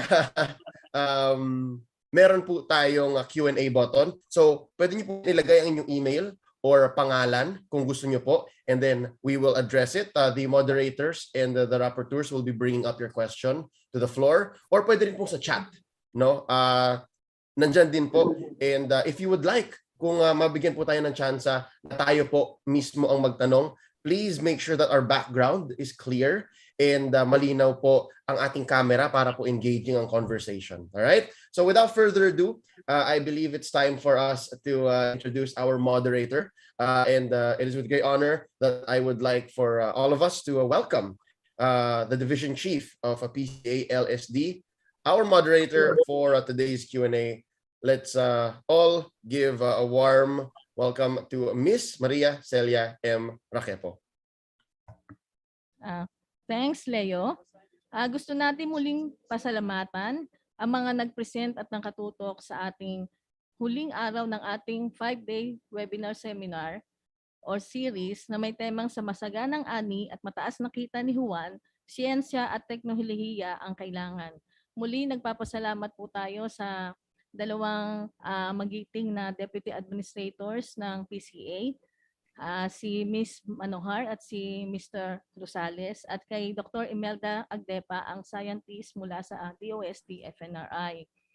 Marami na pong nakalistang mga katanungan, pero bago natin ipukol ang mga katanungan sa ating mga resource speakers, can we ask our able and hands-on PCA Administrator, General Madrigal Jr., to give some remarks. Thank you, Ses.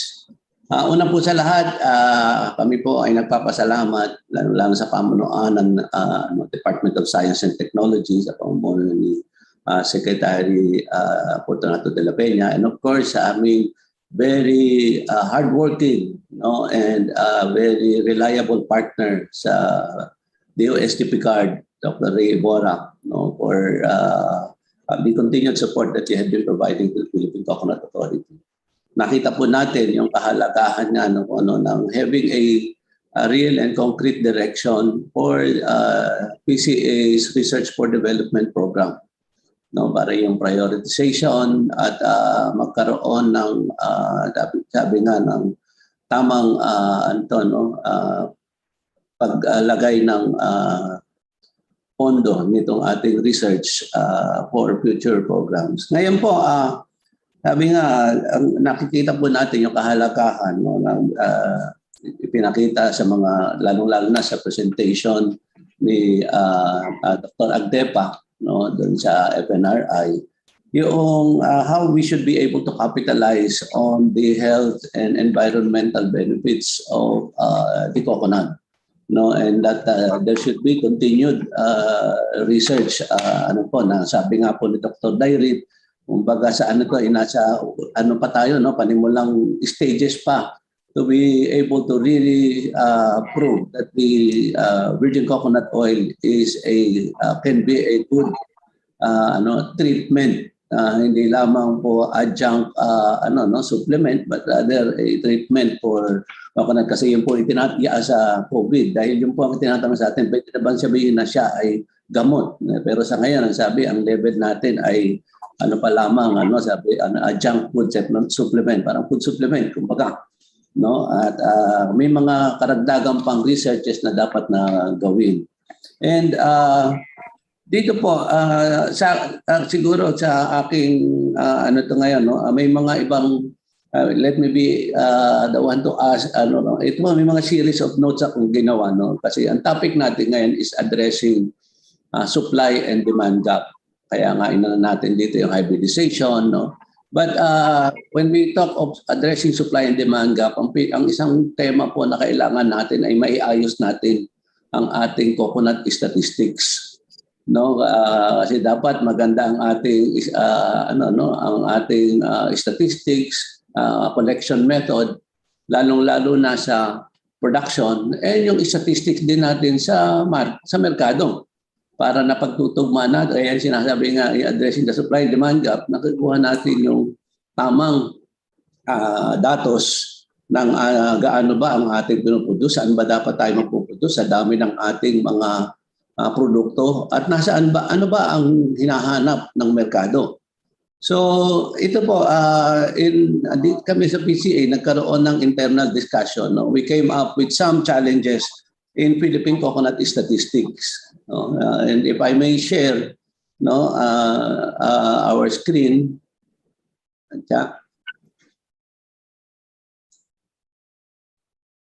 Among the challenges po na nakikita nga natin, yung discrepancies ng statistics natin, no? Alam natin ang pinaka source or official source of coconut statistics is the Philippine Statistics Authority or PSA, no? And ang isa pong natin dito dito sa huling mga activities na ginagawa namin, we saw that there is really a very wide difference between the statistics, no, being done by ng official na lumalabas at yung mga reports naman natin na nanggagaling sa ating units at saka stakeholders. Siguro ang reason probably is the kind of how the surveys are being conducted or how data is being generated.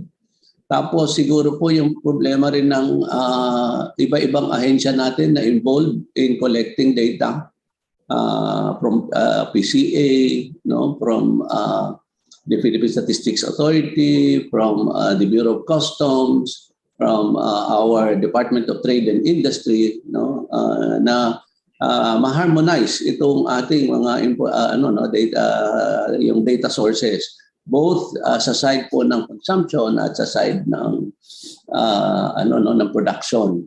Kasi sabi nga namin, hindi kaya yung na-account lang natin ay yung production na napapunta sa merkado, o kaya yung mga produksyon na hindi pumapasok sa mga mills o nalalaglag sa mga doon sa ating mga bukid, ay hindi nabibilang.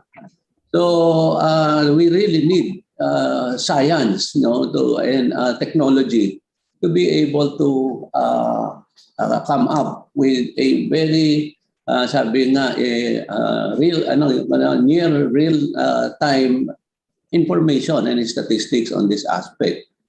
Now kami po ay naggawa din ng parang konting how do we do it? Nakikita po natin ito yung ginawa naming check na ay yung pong export and import data natin, ito po ang kalimitang basihan ng lalo na sa ang pinaka-reliable na natin ng especially that goes to the global market, ay ito talaga yung medyo mas kumpleto ang ating datos. Ang ating nagiging problema ay yung consumption dito sa loob ng ating bansa, yung domestic utilization. Paano ba natin talaga ma-account ito? And at the same time, sabi nga, yung sa production side naman, yung kakulangan din ng ibang impormasyon tungkol sa gaano ba talaga ang pinuproduce ng ating mga manufacturers, ng ating industry players, especially sa MSMEs. Yung pong mga micro, small, and medium enterprises. And yung datos natin galing mismo sa bukid, galing sa ating mga magsasaka, na mapagtugma natin yung production data at yung consumption data. At nang sa gayon, paano mapag-harmonize ang information ng Philippine Coconut o ang data ng Philippine Coconut Authority, ng Department of Trade and Industry, ng Philippine Statistics Authority. At palagay ko ang sagot po dito, ang makakatulong sa amin dito ay siyensya at teknolohiya. No, so ito po ay isa sa aking unang mahingin ng ng reaction lalo na from Dr. Ebora. Maraming po salamat.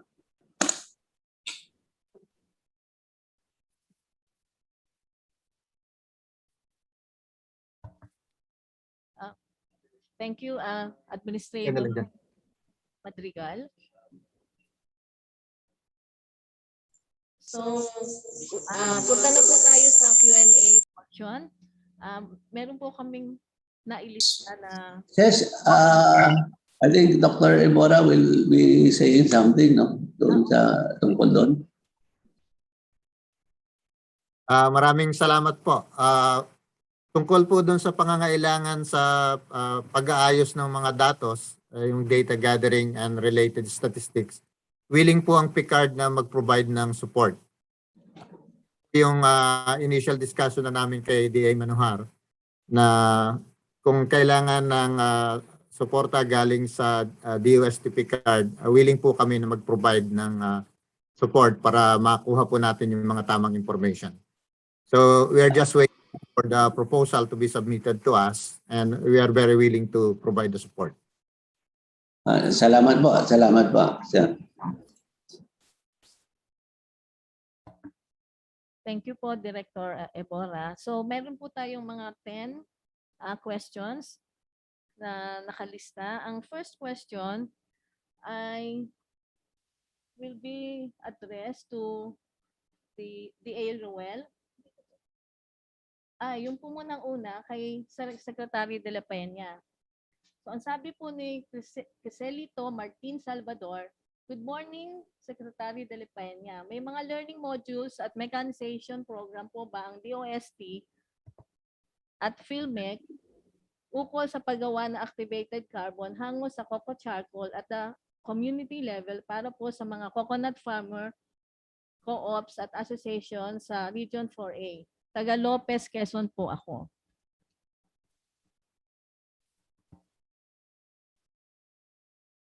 Pwede na siguro akong sumagot on behalf of the Secretary. Kasama pa ba natin sa Secretary?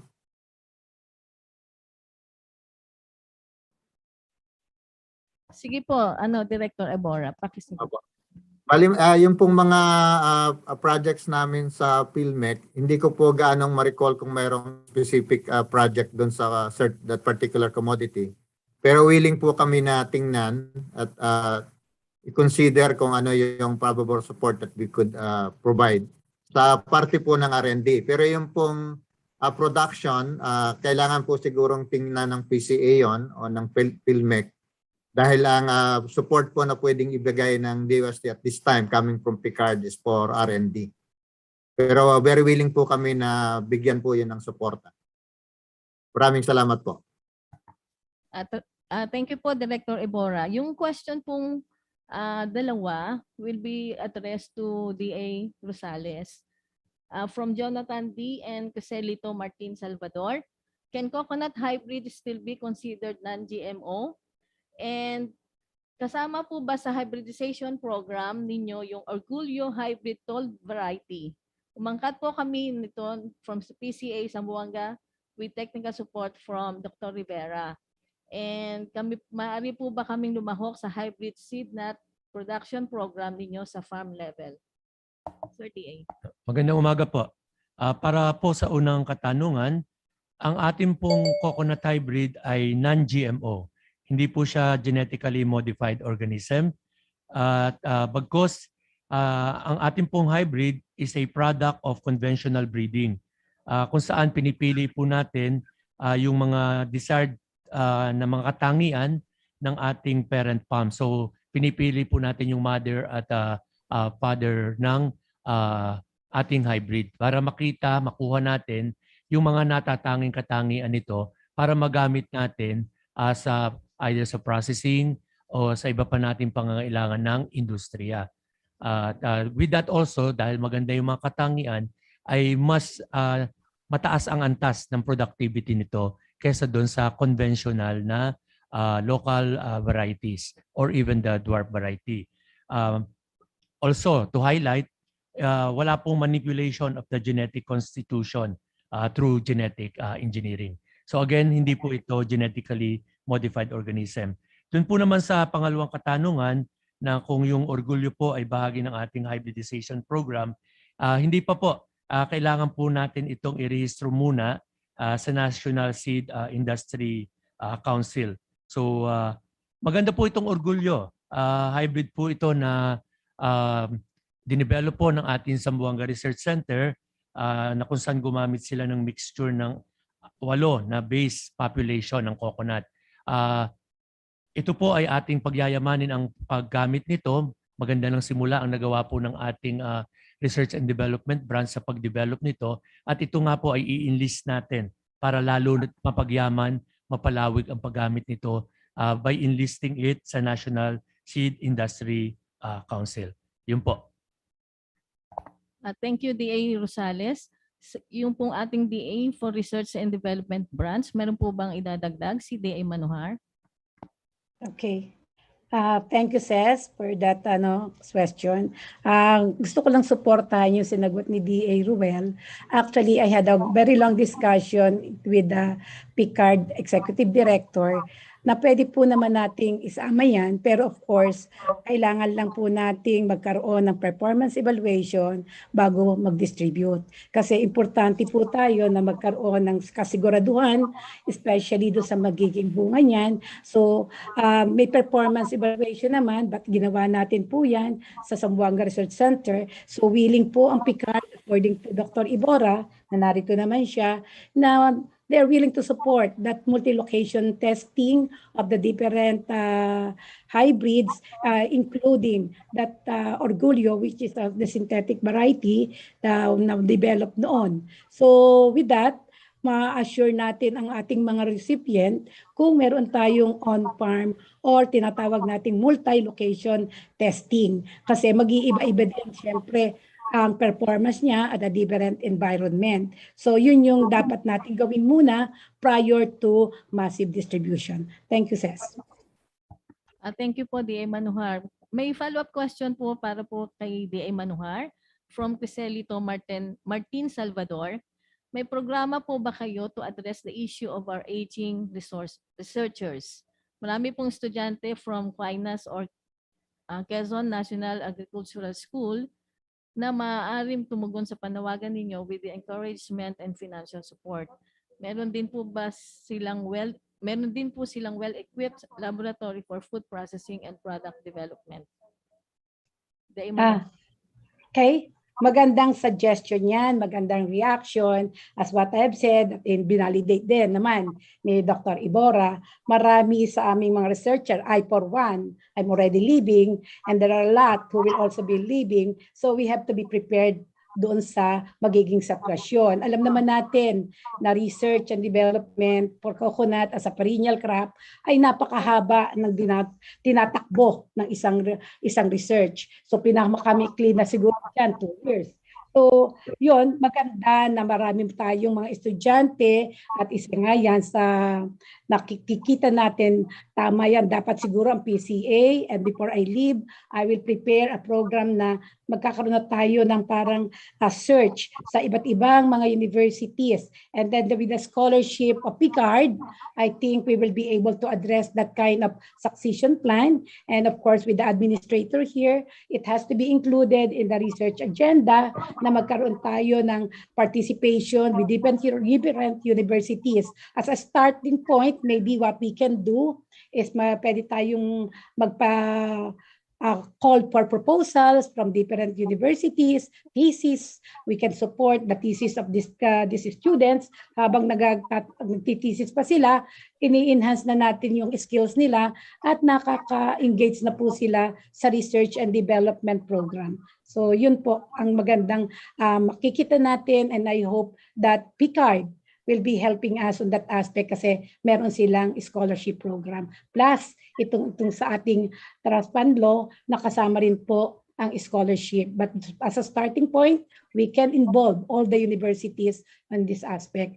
At ito rin po ang advice ng ating one of the members of the board na lagi tayong makikipag-consult sa different universities.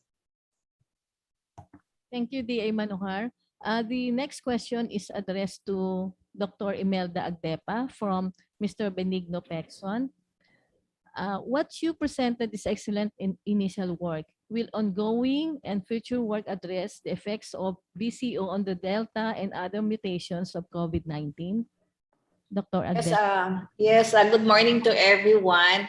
Unfortunately, the future studies or the study that we are conducting now does not really address the different variants, but it is in a general COVID-19 variant. So we did not segregate our the COVID-19 into its kind of variant.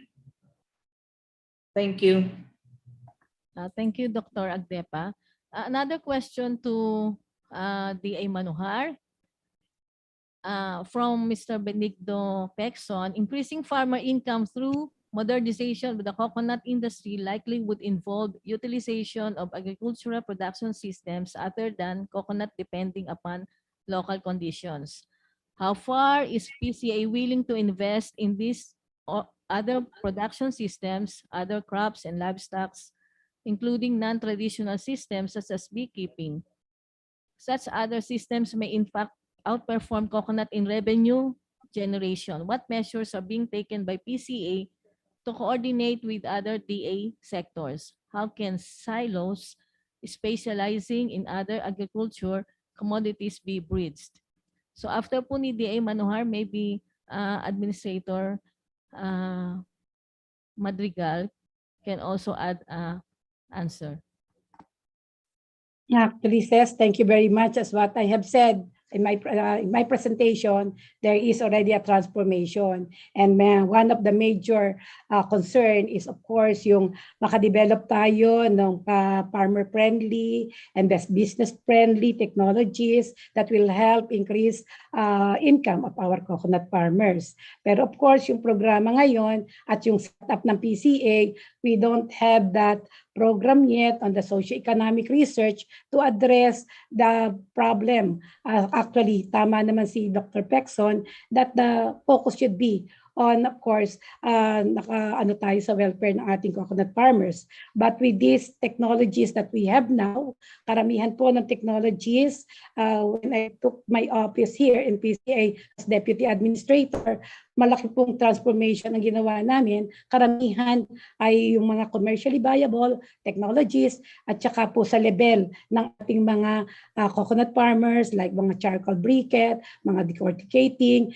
Kailan po ay provide natin sa mga rural areas, and ito sa food naman natin, marami na po tayong technologies na pang rural based talaga, because what we aim to do is really provide mga technologies that will augment income ng ating mga coconut farmers. But for the future, I think one of the maybe we will have to propose ay magkaroon talaga ng socio-economic research, technology utilization program, under sa research and development branch. Depende po yun sa ating administrator being so active. Of course, marami po siyang iniisip so na para sa mga welfare ng ating farmers. So the administrator will have a decision on that. Okay, thank you, Erlene. Now, ano pa lang dito, no? Of course, especially focusing dun sa last part ng question ni Dr. Pecson, no? Yung what measures are being taken by PCA to coordinate with other DA sections. Alam po ninyo, right from the start, mula noong pag-upo ko dito sa Philippine Coconut Authority last year, ito na po yung isang sa advocacy na aking sinasabi during Department of Agriculture Management committee meetings.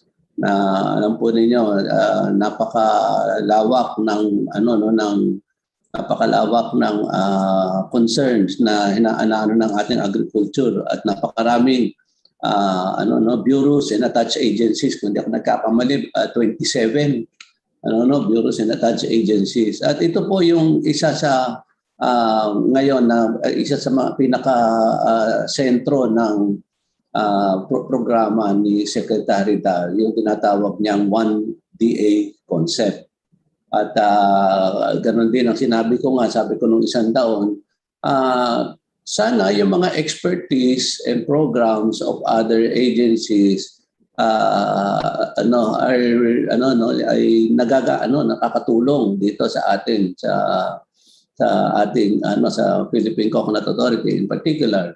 Halimbawa sabi namin, kung tayo ay kailangan mag-testing ng mga yung different soil characteristics sa iba-ibang lugar, lalo na yung kung it impacts on bang variety ang adaptable. Siguro dapat kasama namin dito ang Bureau of Soils, at dito katulad ng sa pag-develop natin ng standards na ginagawa yung ating yung Bureau of Agriculture and Fisheries Standards, yung sa ating training program, ang Agriculture Training Institute, na akin na rin na nabanggit doon sa aming during our discussion with the DA na ito ay ginawa na rin ng direktiba na rin ni Secretary dahil nasabi ko napansin natin sa Agriculture Training Institute parang commodity based, when the different concerns are not necessarily commodity-based. Halimbawa na yung climate change that affects all sorts of commodities, na sana mabigyan din ang PCA ng slots especially for this particular training program that are being offered by the Agriculture Training Institute. And ganun din po sa pest management. Actually, we have been coordinating with dahil alam natin kung sa lamang ng yung ating mga pest yung entomologists na asahan sa Philippine Coconut Authority na iilan na tuwing may problema ng infestation sa iba't ibang lugar ay ito ang ating pinapupunta. So ito nakikipag-coordinate din talaga tayo with the Center for Pest Management na kinreate ng Department of Agriculture, para nang sa gayon ay yung mga resident entomologists doon sa iba-ibang rehiyon will also be able to help in addressing itong tuwing may mga problema tayo ng infestation. So we are looking into that, pati yung sinasabi ni Dr. Pexon na yung other non-traditional practices, although at the moment, doon po sa ating Republic Act 11524, naka-specify kasi so far yung yung mga initial, kung parang siguro ang pagkakakrap ng batas ay tinitingnan nasaan ba yung pinakamagagandang o high-value activities na at yun muna na ang inuna. But eventually, of course, kami rin po sa Philippine Coconut Authority, meron naman tayong yung regular appropriations din. Pwede rin nating kasi nabanggit na po sa atin din yan yung sinasabi. Maliban sa beekeeping, sabi sa pollination, minsan din daw po ginagamit na rin yung yung mga bubuyog instead na manual.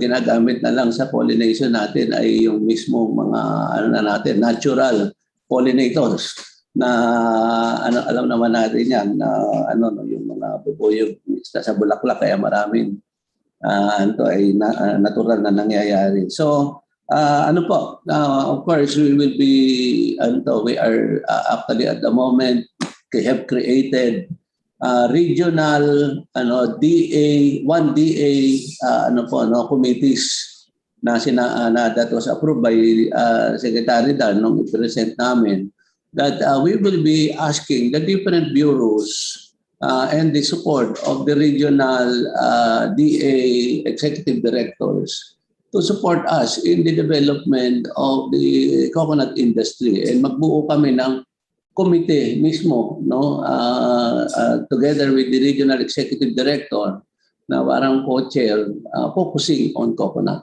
and the coconut farms as well as the concerns of our coconut farmers. Salamat po. Thank you, Administrator Madrigal.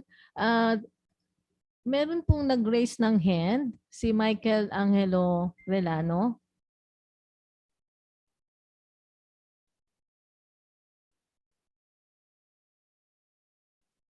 Mr. Relano?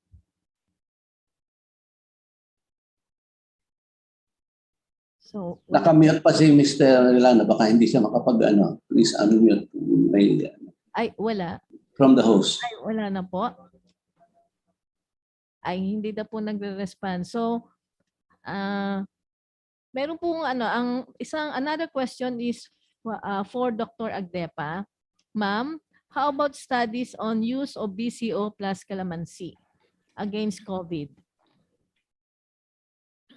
So far po, wala pa po kaming studies na ganyan po. But this is actually a research to be considered in the future. Hindi pa po kami nakagawa ng VCO with calamansi po. Yes, ma'am. Ang sabi po kasi niya dito, ginagawa daw niya yon, and then it is good for common colds and cough.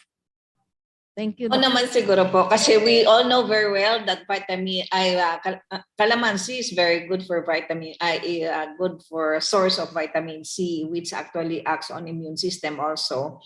And this is combined with VCO. So sabi naman natin, ang findings natin sa VCO is actually it has an antiviral property. So siguro kung i-combine niya yon ay siguro, tama siguro yung kanyang testimony po.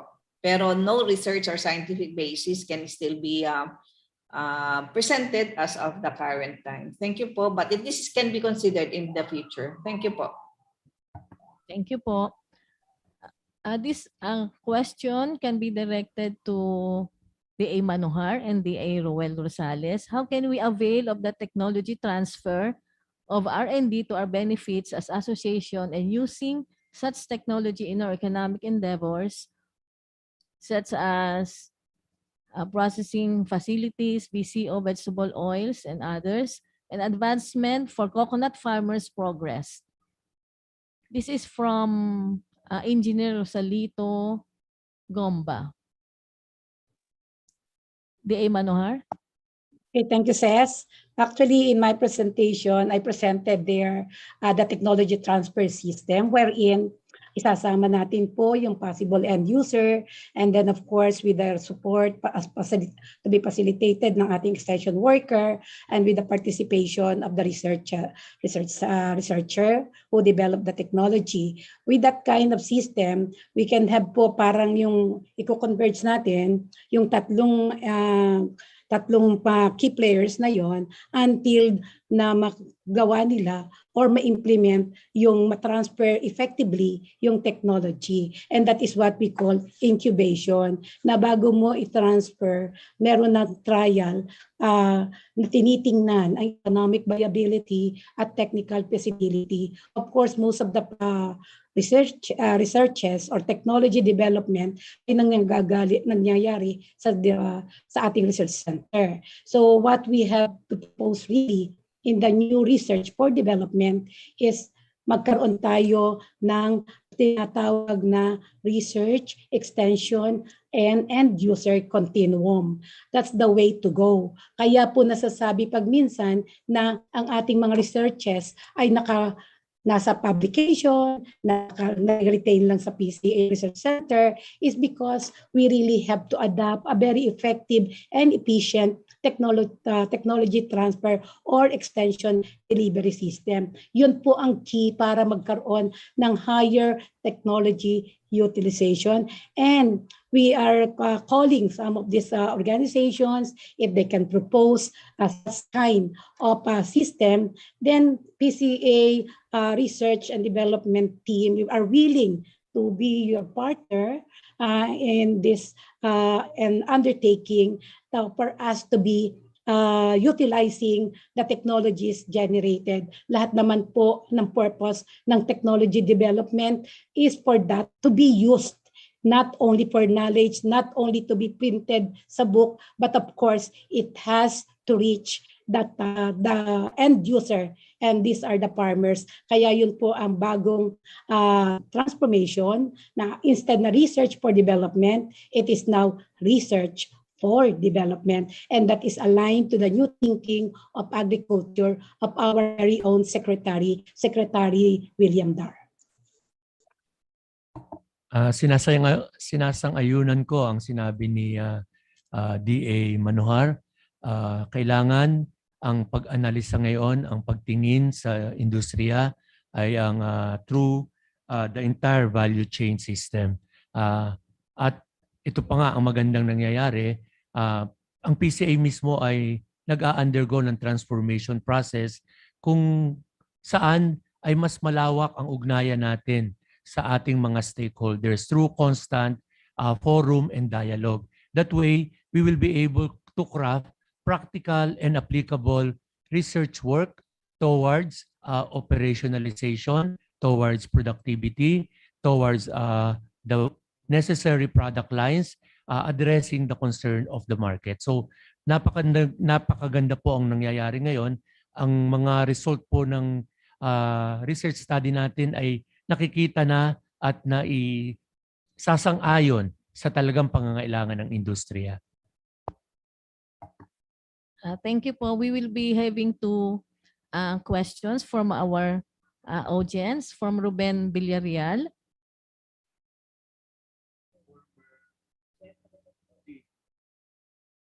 Ruben, Sir Ruben. Yes. Yes, sir. Opo. Go ahead, sir. Can you hear me now? Okay, my questions are for all the speakers, or maybe to the appropriate coconut official. You mentioned about the problem of growing old scientists. So my question is, how many old scientists are retiring very soon?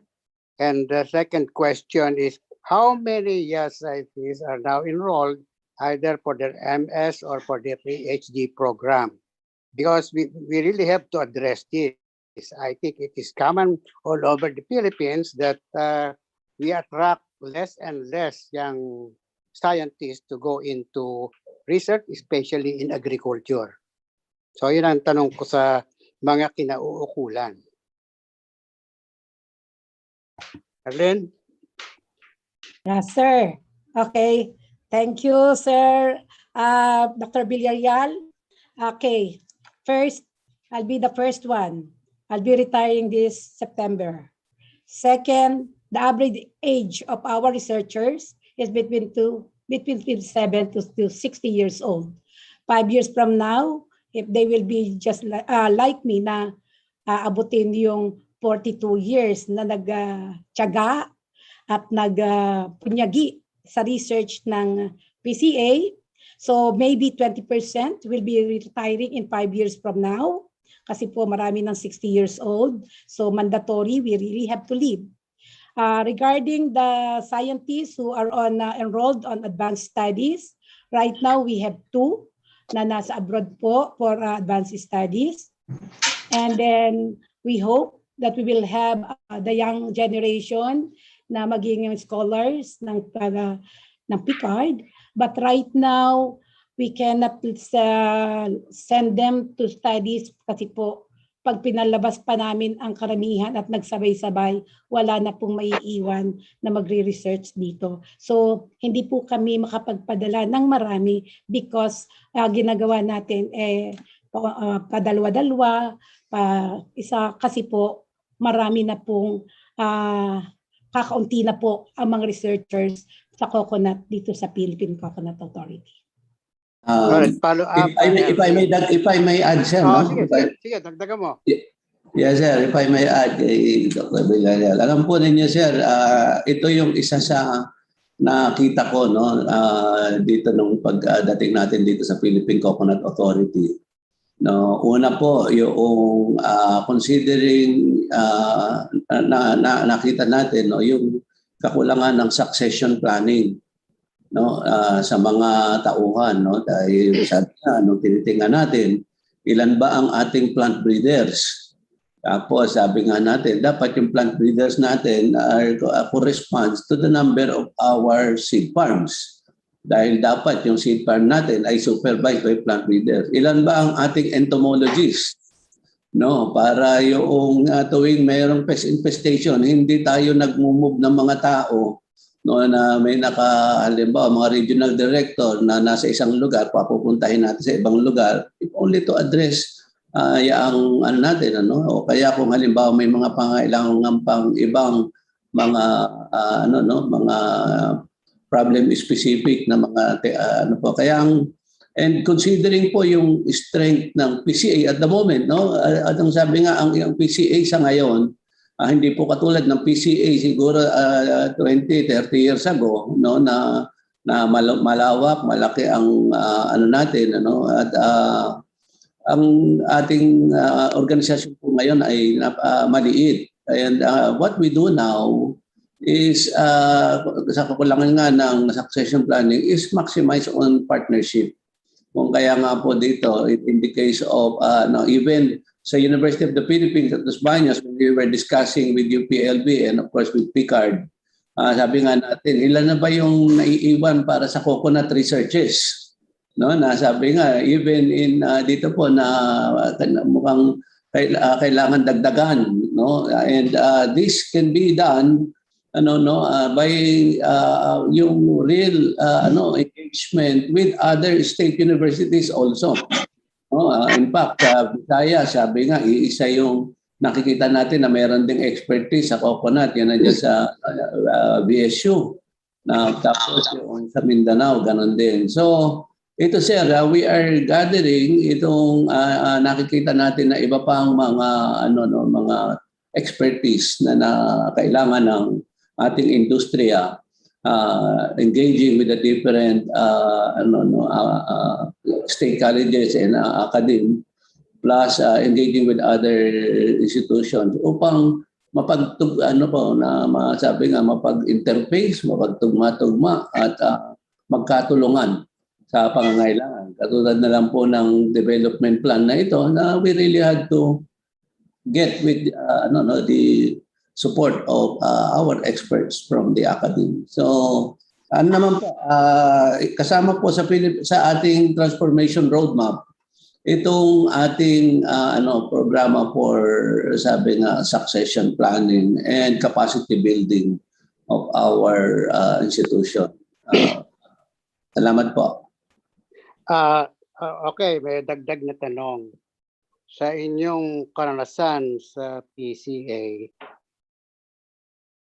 background muna. Dito sa Institute of Plant Breeding sa Los Baños, napakarami naming mga retired plant breeders who are still reporting sa Institute of Plant Breeding without compensation. In other words, gratis et amore, naglilingkod kami, pero pinakakapi naman kami pamisan-misan. At kapag may problema, kasama kami. Pero meron kaming appointment sa university. So ang tanong ko, meron bang ganyang uri ng privilege ang binibigay ninyo sa mga oil retiring scientists na pwede silang mabigyan na appointment with or without compensation para lang sa ganon, yung mga batang scientists ay kahit paano may mapupulot pa doon sa mga napakayamang karanasan ng mga scientists na nag-retire na. Do you have something like that as a culture in PCA? Sir, maganda pong suggestion niyo, no? Lalong-lalo na po kung but gratis et amore. No, ngayon naman actually yung nga po since last year kami po ay actively engaging particularly with Dr. Javier, no, who has opened up to the help of the IPB director din. Nandiyan na kami nagmi-meeting kalimitan kung kaya po tayo nakapagbukas ng o umpisa ng coconut natin hybridization yung mga varieties na itinanim din natin diyan sa IPB. No, but aside from that, sabi ko nga katulad po sa amin sa ngayon si Dr. Johnny Sanggalang, no, ay na dati rin galing diyan sa atin sa UP Los Baños. Ay President din niya.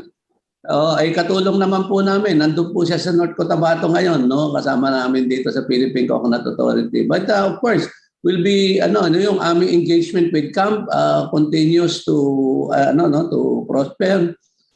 In fact, together with tomorrow mayroon kaming meeting sa kanila. Kasalita nga bukas eh.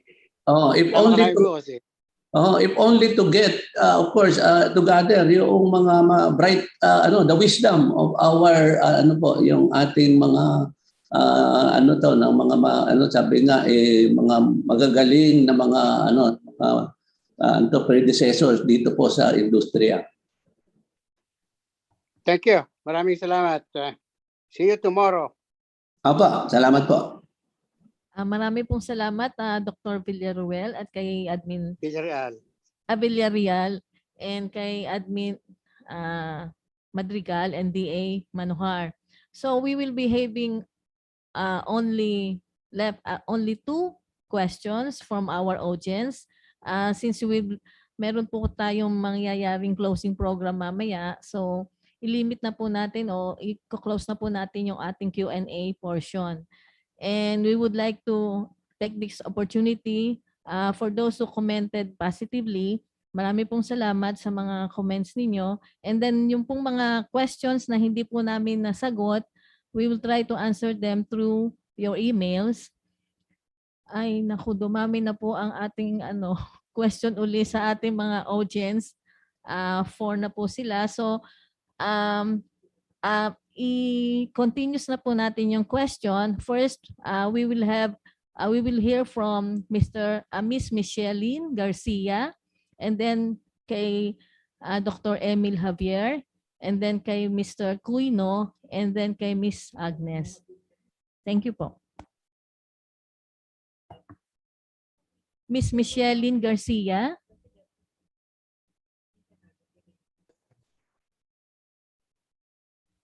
Hello. Okay po.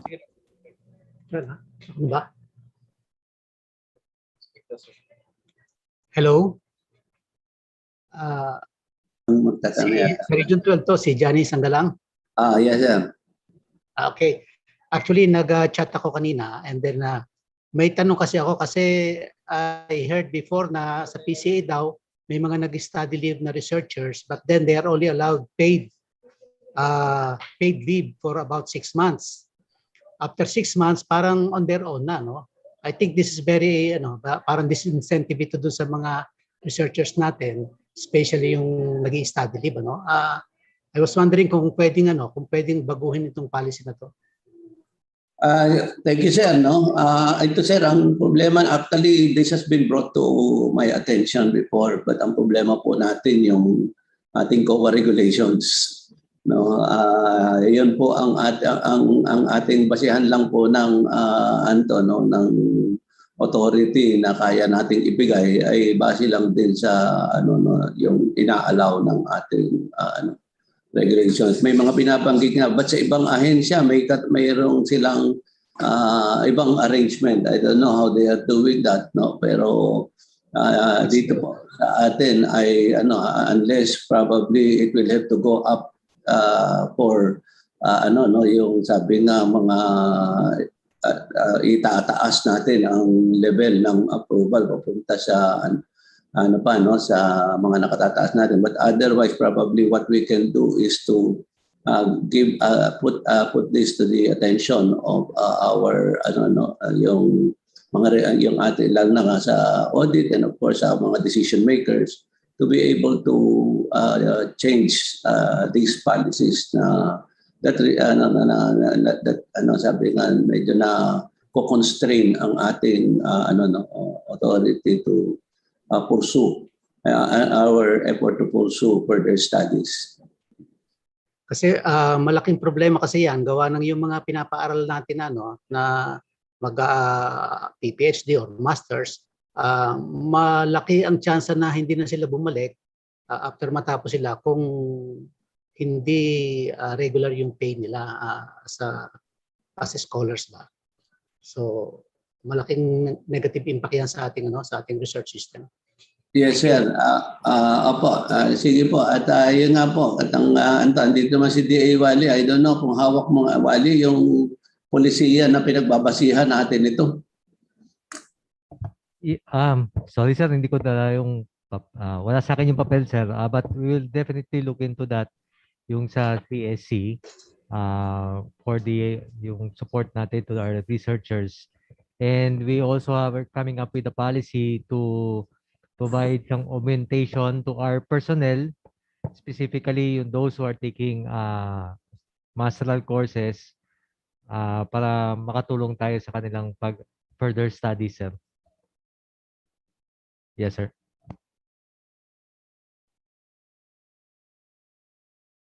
Okay pa. Thank you po si Dr. Javier.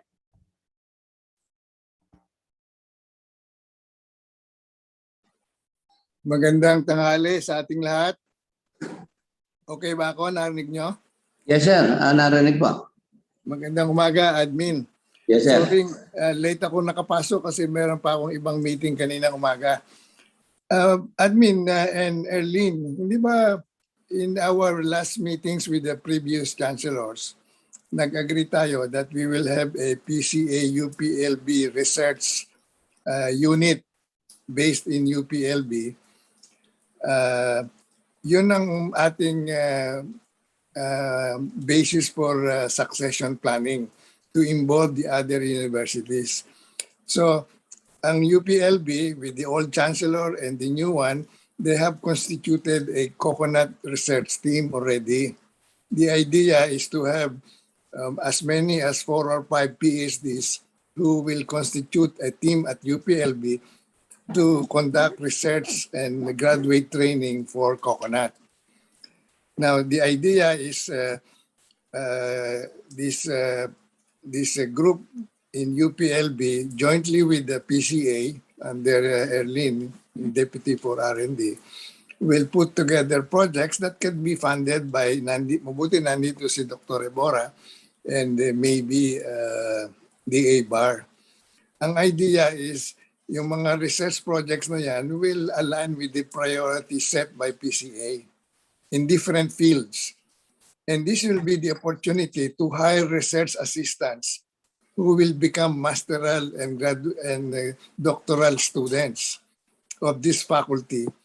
Now, eventually, meron silang assurance that if you successfully pass your graduate courses and get a degree, you are automatically lined up for regular positions in PCA.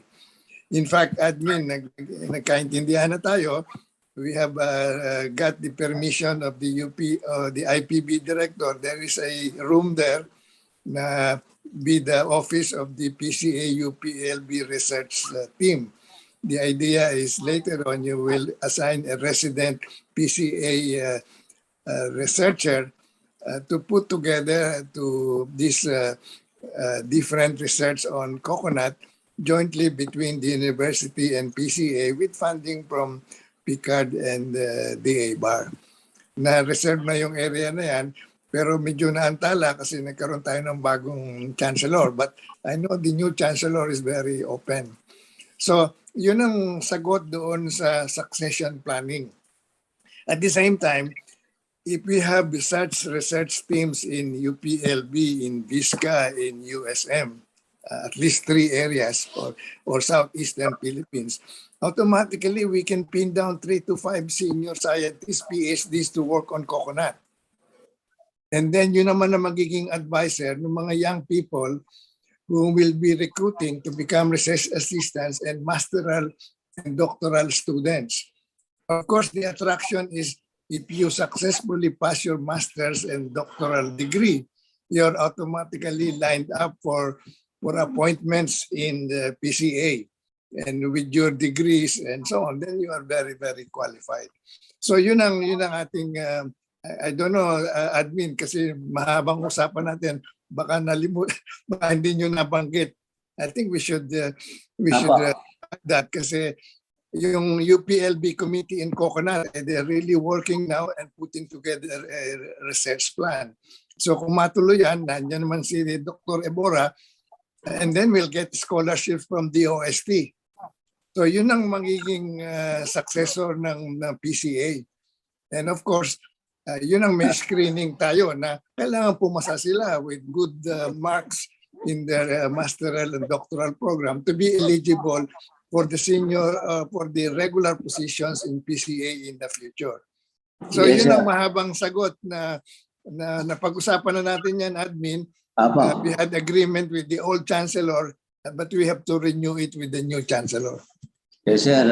Tama po kayo. At kasama nga natin doon, sabi nga natin, tripartite ito, no? Kasama si Dr. Evora, yung DOST Picard kung paano i-dovetail din yung scholarship program ng Picard dito sa napagkasundaan with UPLB and PCA. Another proposal po is actually in the case of Visayas State University and early, no, that they are offering their university to be the extension office ng aming research and development branch, no? Sabi nila para hindi na kayo magtatayo ng opisina rin dito, we can be your extension office, and you can actually utilize also our staff for the research program that you want to undertake in the Visayas region.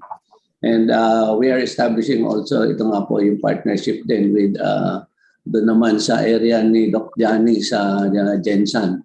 No, yun na meron din mga coconut experts natin doon. Salamat po sir for the augmentation sa sagot para doon sa tanong ni Dr. Villarreal. Thank you. Si Dr. Evora, gustong sabihin. Thank you, Admin.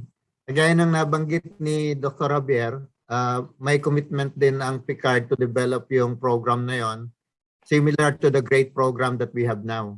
Ibig sabihin yung researcher will be working on a R&D project funded by Picard. So, ang objective nito, ma-maximize yung scholarship. Yung scholarship po kasi hindi actually galing sa Picard directly. It will be coming from SEI, the Science Education Institute. But we package a program in such a way that the scholarship is dovetailed to an R&D project funded by Picard. So yun ang mga R&D project ng PCA na funded ng Picard through our GAA. Siguro ngayon mas madadagdagan kasi yung hybridization program, pwedeng gumawa din tayo ng ganong programa. The students will be working on that project as part of their thesis and dissertation. So maximize yung input kasi properly supported yung student. And hopefully after their graduation, as stated by Dr. Javier, they will be accommodated by PCA and be given regular position. So yung commitment po ng DOST Picard sa program na yon ay gusto lang naming i-affirm na kung sakaling mayroong appropriate program from PCA, we will provide the appropriate support. Maraming salamat po. Thank you, Director Evora. So that was a good news for our young researchers. May dalawa na lang po tayong question from our audience. The next one is from Mr. Koino and then Ms. Agnes Cristobal of the VCOP. Mr. Koino? Hello, can you hear me? Apo. Okay. Gusto ko sanang i-support yung suggestion or reiteration ni Emil Javier, no? At saka earlier si Ben Villarreal, no? Kami sa camp ay talagang still fresh in our memory about previous discussions we had to strengthen the capability of PhilRise for research and development.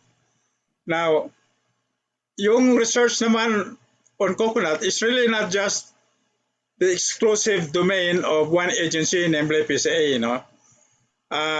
The total national strategy should involve a comprehensive institutional arrangement para ma-maximize yung commitment and strength ng ibang institutions, no? Now, yung sinabi ni Dr. Javier, pwedeng ikabit yun yung tinatawag na fellowship program, no? Yung mga fellowship program, ito yung mga retired retired people or yung mayroon ng doctoral na bibigyan ng commission sila to do specific research on topics needed by PCA at well funded, no? So that's one. Another one is yung binanggit ni Dr. Sanggalang kanina, totoo yun, no? In the case of issues is, kung nagpapadala sila ng scholars, kumukuha sila ng stipend doon sa scholarship, at the same time, nire-retain nila yung kanilang salaries, no? This is covered by MOA doon sa appointment. Kaya hindi natin masabi sa kuha na unusual ito. This is already going on, kaya pwede natin ma-support ito. Another one, in our recruitment, Erlen, we should really involve already aggressive recruitment, not only for those for masters and PhD.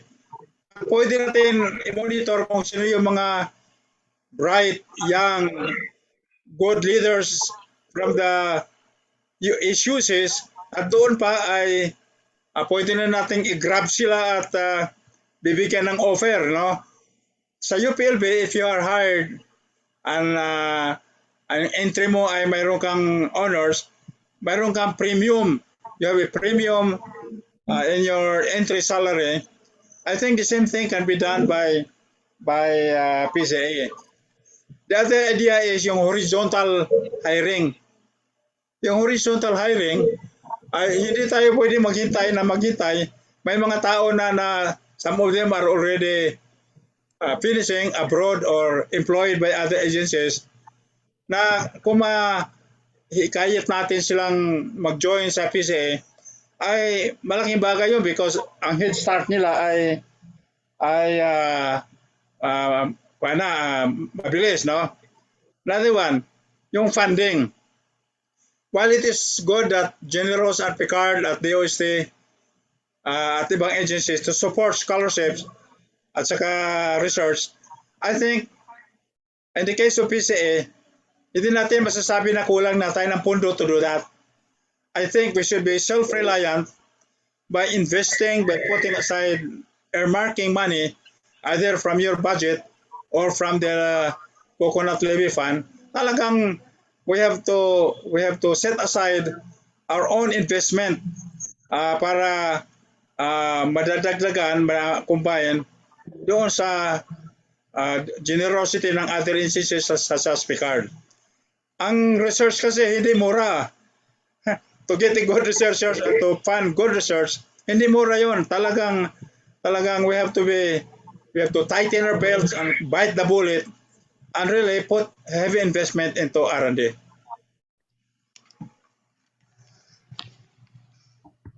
Thank you po kay Miss Agnes. Last na po kay Miss Agnes.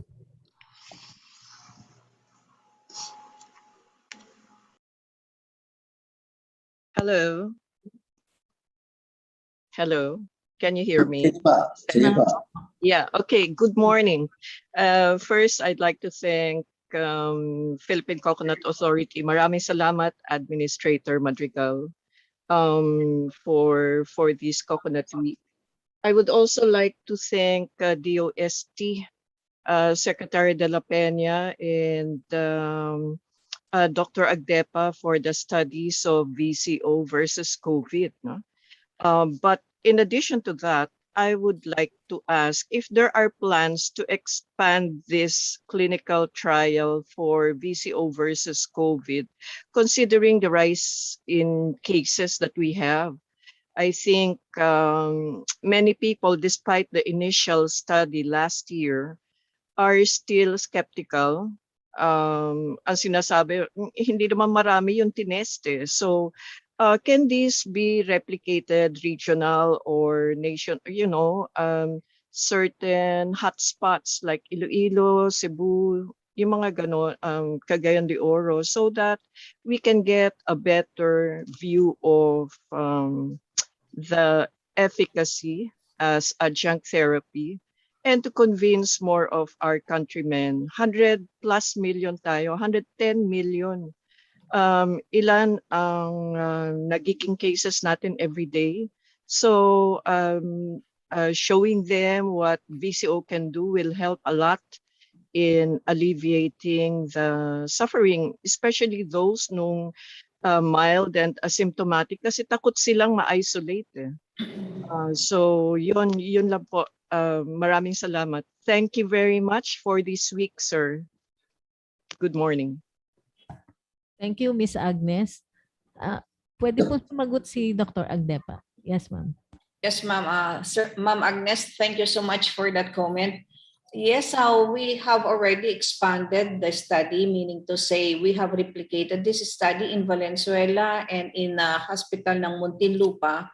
And we are currently recruiting patients. However, since this is research, we can just enroll few patients because of the stricter criteria in order for us to really get the effect of the VCO for COVID patients. So in this study, we only have to recruit 120 patients in both sites. So fortunately, we already have around 64, so we are still aiming to recruit more to come up with 120 patients. With this, we have replicated already our study in Santa Rosa, and another study will be coming out for severe cases and versus VCO intake that is done by PGH. So with the current study that we're conducting now, we are targeting the moderate and mild cases, COVID positive patients with the RT-PCR test. So thank you so much, ma'am. Thank you, Thank Dr. you. Agdepa. Yes, ma'am.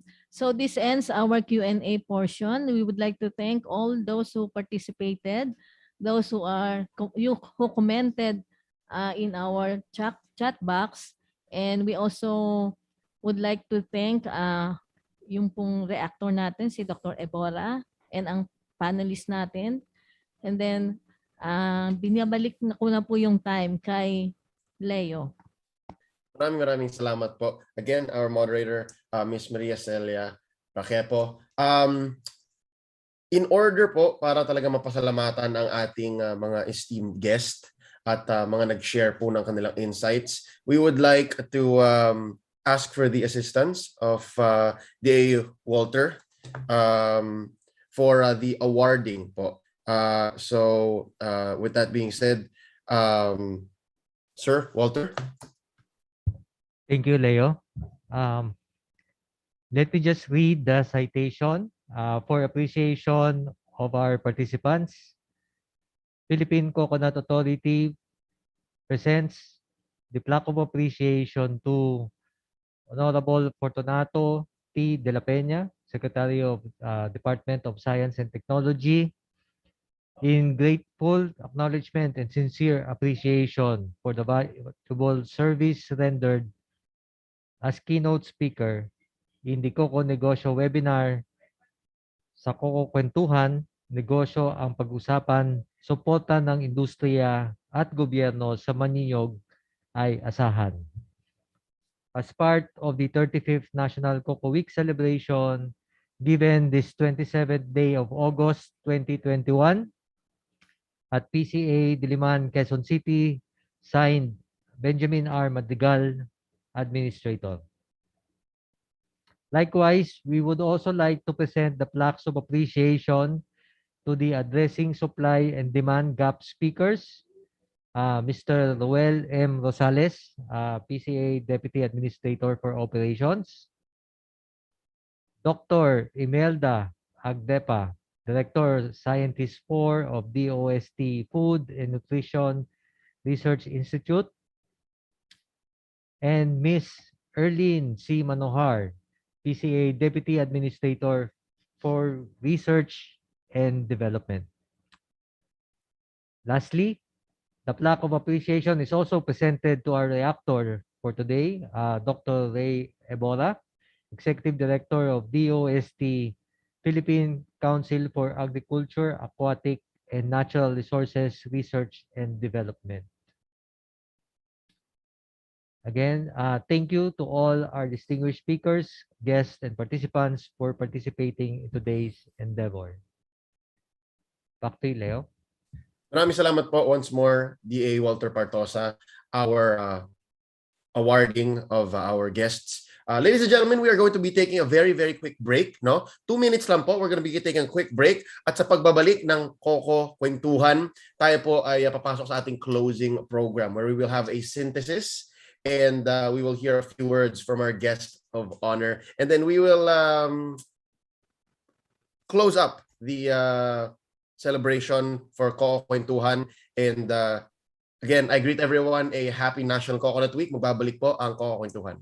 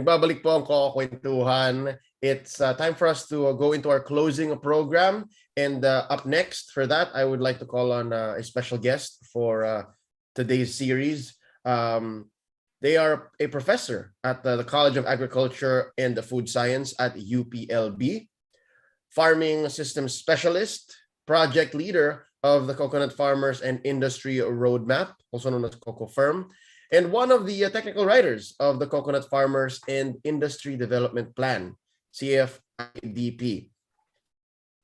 Let's all welcome to wrap up and synthesize our webinar series so far. Let's hear from Dr. Edna A. Aguilar. Magandang araw po sa ating lahat at bumabati po ako sa Philippine Coconut Authority sa pagbuo po, pagbalangkas po nitong week-long webinar na ito po.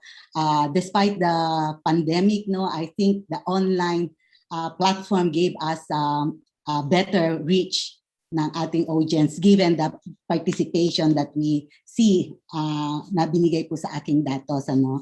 So as our week-long webinar comes to a close, I am sure that most of us here we live inspired and optimistic that the change in the coconut industry is indeed coming. No, that from a sleeping giant, the industry will be reinvigorated to be truly the tree of life for coconut farmers and for all the stakeholders and players in the industry. So ito po ang ating vision, sana po from Coco Firm. At ito po sana ay maisakatuparan ang part of it, no? Ma-jumpstart po, sabi nga ng ating mga keynote speakers, to jumpstart the transformation of the industry towards one that is inclusive, sustainable, resilient, globally competitive with empowered and prosperous farmers.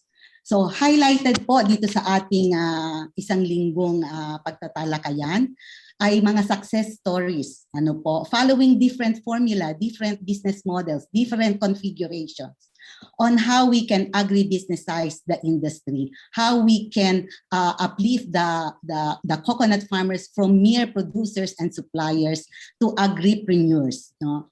So day one po, nakita natin cooperative-led, LGU-led on the second day, private sector farmers participation, organization-led coconut enterprises, addressing the supply gap, and of course po ito yung research, day 5 po ito, ang atin pong research and development, sabi natin hindi na po because it is now research for development. So ano po ang mga nakita po natin on day 1? Okay, so ito po ang mga ano lang po ang ating i-highlight dahil napakagagaling naman po ng ating mga participants at ating keynote speakers, no? Mga key elements lang po ang ating babanggitin. The key element of success sa cooperatives is consolidation. No po? The cooperatives can bridge really the disconnect between farmers and companies that has long been plaguing the industry. So ang keywords po sa mga i-share ng ating mga presenters, unity, cooperation, devotion. So yung pong business is always nakasama po sa family welfare, and that the family that works together, you know, shares the benefits together ay mas maganda po. So coordination and financial assistance is important to, you know, para po maumpisahan, ano, and value adding on coconut based food, non-food ay mahalaga po. At syempre po, doon po sa diversification through intercropping, livestock integration, and aquaculture. So direct benefits po, pagka po tayo ay kasama sa cooperative would benefit the farmers not only through their earnings but also through the other services of the cooperatives such as scholarships, microcredit, no, technical support, and overall improvement in the well-being of the farmers at kung paano po tayo magsasama-sama. So ayan po. So next po, dito po naman sa Coco Negosyo, no? Ang nakita po natin dito, ang LGU po, ang sabi nga po ni Tabsec Nograles, no? The local government would be spearheading the economic development of the community, but they are also key, no, to harnessing support from other sectors. At ito po ang pinakita nitong ating pong mga presenters, no, sa Claver, sa Javier, sa Alabat, sa Malingao, that it is through the efforts and leadership of the LGU that ang mga farmers po ay natuto, no, natuto on processing, na there is more to the coconuts rather than just copra or the whole nuts, no po, and that bringing the different sectors, the different government agencies and private institutions to support the enterprises that they have initiated is key to really upscaling, no, and leveling up the production of these community-based farming systems or enterprises, coconut-based enterprises. So linking the community-based organizations to potential market and investors, na ipakita po nila yan, lalo na po with the organic certification, for example, doon sa ating mga cocoa sugar. Processing of raw materials creates exponential changes in livelihood and income, at ito po ay isang inspirasyon, no po, na makita po natin ang mga testaments ng ating mga nabenepisyuhang mga coconut farmers and their families. So promotion of zero waste management through utilization of coconut waste. Tama po ito because we also advocate this. Coconut waste is the most abundant waste, no, farm biomass that is available every month that the farmer harvests the coconut, palagi pong may coconut husk, and we have to put it into good use. In our study po, 3% lang po, less than 3% ang nagagamit natin, and look at all those nutrients that has been taken up by the coconut husk that we should put back into good use. So ayan po. Capacitating farmers is always the key, no? Through farm business schools and different skills training. Ito po ay hindi nagtatapos sa unang pag-ano. It has to be the learning has to be continuous and lifelong. So ayan po, naipakita po na very open po ang ating mga farmers to learning new things, no? At kailangan lang po nila ng ating suporta. So establishment of LGU-led agro-enterprise to involve farmers in the production. So ito po, ma-elevate po natin. Ito po yung sinasabi natin na we are not only suppliers, but they are also, we level up their participation in higher levels of the value chain, production, processing, and marketing. So sa susunod naman po, at ito po ang isang importante dito, yung pong participation ng ating women. So farm, family, enterprise. So ayan po. So dito po sa pangatlo, may new paradigm shift, sabi natin, new paradigm from transactional CSR ng ating pong mga private companies to new paradigms that goes beyond the traditional, and that the CSR would really promote, no, that the farmers, both the farmers and the companies would benefit from mutually, no, and complementarity is the key. So private sectors and farmers are not just buyers and sellers anymore, but they are business partners. So this is beyond business as usual, no? Partnership is the key in tracking targets of the industry. So ayan po. Ano pa bang mga natin? Partnership with farmers organization. As direct supplier of raw materials, dito po ito nag-uumpisa, na po. Provision of incentives to farmers who follow good agricultural practices, promotion of value addition to increase the value of coconuts, assistance in health insurance, emergency funds, meron pong mga scholarship grants to coconut farmers and their families, education on financial management, increasing environmental awareness through seminars and trainings. This is in response po dun sa increasing demands of our market for sustainable practices of our coconut farms. So tinitingnan lang po nila hindi lang ang kalidad ng ating sinusupply, but also how are our products produced. No? Isa pong na-highlight dito, yung pong to create local demand to create the local demand with immediate benefits to coconut farmers and all the other stakeholders in the coconut, particularly on the copra, CNO, RBD, oleochemicals value chain. No po, ito pong B2 to B5, increasing the B2 to B5 blend ng ating cocoa diesel. So ayan po. Sana po ay masuportahan at matuloy na po iyan. No po. So, okay. Ang sabi nga pa, gusto ko pong i-highlight pati yung sinabi ni Admin Madrigal, no? For the private agencies, companies to partner with the coconut farmers, and then the PCA will support you so that both the farmers and the private companies would benefit. So ayan po, talagang very critical po ang role ng PCA and the other government agencies to push through this private sector farmer partnership. So again, next po. So on the day 4, ano po? So again, organization is the key, no?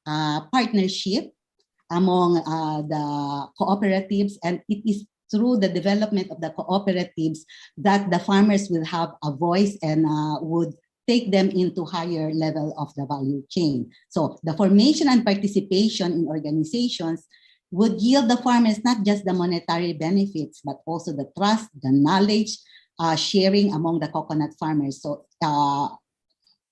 in group, they will have the strength. No? Linking farmers directly to the market to ensure stable income is only possible with the farmers being members of farmers cooperatives and organizations. So we can only develop quality products that are PNS compliant, GAP, organic certified, GMP certified, only if we we follow the common standard of production management, processing, harvesting, and all that, so that we could support the quality and the volume that the market needs.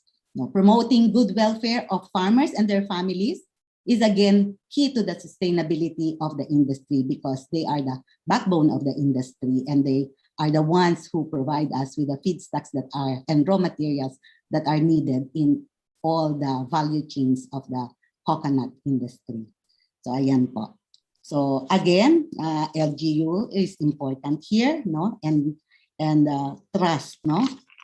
Isa po na napag-usapan, and ito po yung nandun sa mga questions and answers, is is it possible and when are we going to be transforming our copra, traditional copra processing into a white copra? So papaano po natin iyon, how can we realize that dream, no?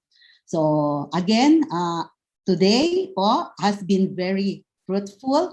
At me also being part of the academe, ako po I've spent most of my years with coconut research. Kung magre-retire na po ang aking mga kasamahan, si Erlyn, I will be retiring in another 3 years. At tama po yun, nandito po ang aking mahal na advisor. Allow me, indulge me. Sir Villarreal, thank you. Sir, I love you. Yan. Addressing the gaps and needs of the coconut industry through unified and inclusive direction. Ayan po. Increasing the average annual income. Ito po, we narrow the gap between the yield, the actual yield and the potential yield of our coconut varieties. At dito po talaga science for development. In-emphasize po ng ating Director Ebora that both basic, applied, and developmental research are important. Particularly that there are many unpredicted stresses that comes our way. And he cited an example on the CSI, which is an exotic pest, that without previous knowledge, we have to harness and quickly respond to the need to engage our researchers to immediately develop the technology and study what causes it, and hope, and it's a good model to follow on the interface of research and operations. No, that whatever was known early on is already translates to operations and research, so that we address the problem immediately. So napakaganda po ng presentation on the VCO. As a liquid gold with medicinal and therapeutic properties, napakadami pong tanong, napakaganda po ng potential, and this is one product that we should be taking care of, no, na maalagaan natin, and for us to penetrate the green market that is ever increasing, no. So research as a foundation of the sustainable growth of the industry, we cannot overemphasize that po, no, and yung pong succession of we are really at a crossroad, and it is good that at this time when the Coco Levy Trust Fund has been will be released, ito po ay makakatulong so that we narrow that gap sa ating pong technical at syempre po in the researchers that we are nurturing for the future. So, ayan po. And with that, so again po, ang ating it's all about paradigm shift, no? In CSR, in the way that we partner with the private sector, in the way that the LGU would function, in the way that our farmers should participate in the higher level of the value chain. It is to cooperative, partnership, convergence, no po, yun po ang ating mga keywords, and agribusinessizing the coconut industry. So ito po, napakaganda. Thank you kay Mr. Lau. I got it from his presentation. The coconut farmers, government, private sector partnership should be strengthened so that we could attain our vision for the coconut industry and for the coconut farmers to finally, be prosperous and empowered. So thank you very much po, and salute to PCA for a very good week. Thank you so much. Maraming salamat po. Wrapping up into a nice package, summarizing each day of Coco Kwentuhan and giving your own take as to where we should be going, ano po yung direksyon ng ating industriya. Maraming salamat po, Dr. Aguilar, once more synthesizing our webinar series, Coco Kwentuhan 2021. Up next, to introduce our guest of honor, let's hear once more from our beloved PCA administrator, former highest official of the AFP, now tasked to lead the National Agency for Coconut and Palm Oil Development. Once more, admin of PCA, General Benjamin Madrigal Jr. Thank you, Leo.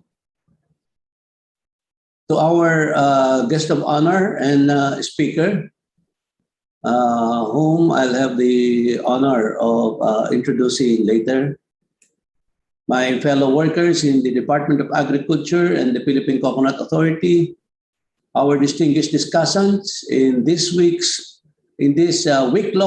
webinar, and to our participants and netizens viewing via Zoom and via Facebook Live, who have all stayed with us for the past 5 days. Isa pong masagana at mapagpalang tanghali sa ating lahat. It is my distinct honor and privilege to introduce our guest of honor and speaker for the closing program of this Coco Kwentuhan sa Negosyo.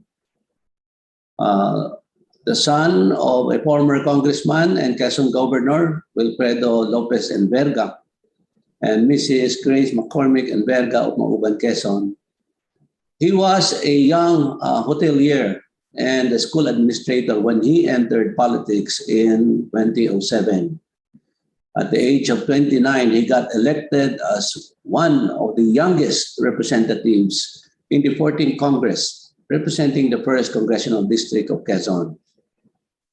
He obtained his diploma in Hotel and Restaurant Administration in 1999 from the Swiss Hotel Management School in Les Roches, Switzerland. He then took his Bachelor of Applied Science in Hospitality Administration in 2001, graduating as a President's List awardee, and earned his Master in Business Administration in 2003, both from the Southern New Hampshire University in Manchester, New Hampshire, USA. During his first 3 consecutive terms in Congress, 14, 15, and 16 Congress, his advocacies included education, health, rural and agricultural development, as well as local governance. He was again elected in the 18th Congress with increased passion, helping more people, especially in the rural areas. Hence, he was elected as the chairperson of the House Committee on Agriculture and Food. And of course, we owe him a lot, for he was one of the prime mover, or he was our prime mover in Congress for the enactment of the Republic Act 11524, or the Coconut Farmers and Industry Trust Fund Act. His guiding principle is to work for the legacy of excellence.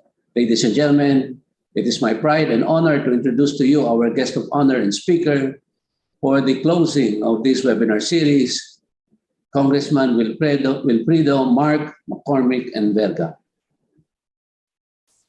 Thank you very much, Admin Benji, for that very kind introduction. Thank you very much po. Of course, before I proceed, I would like to acknowledge, of course, the entire PCA family, of course, headed by a very good friend and a true leader of the Philippine Coconut Authority, Administrator Benjamin Madrigal.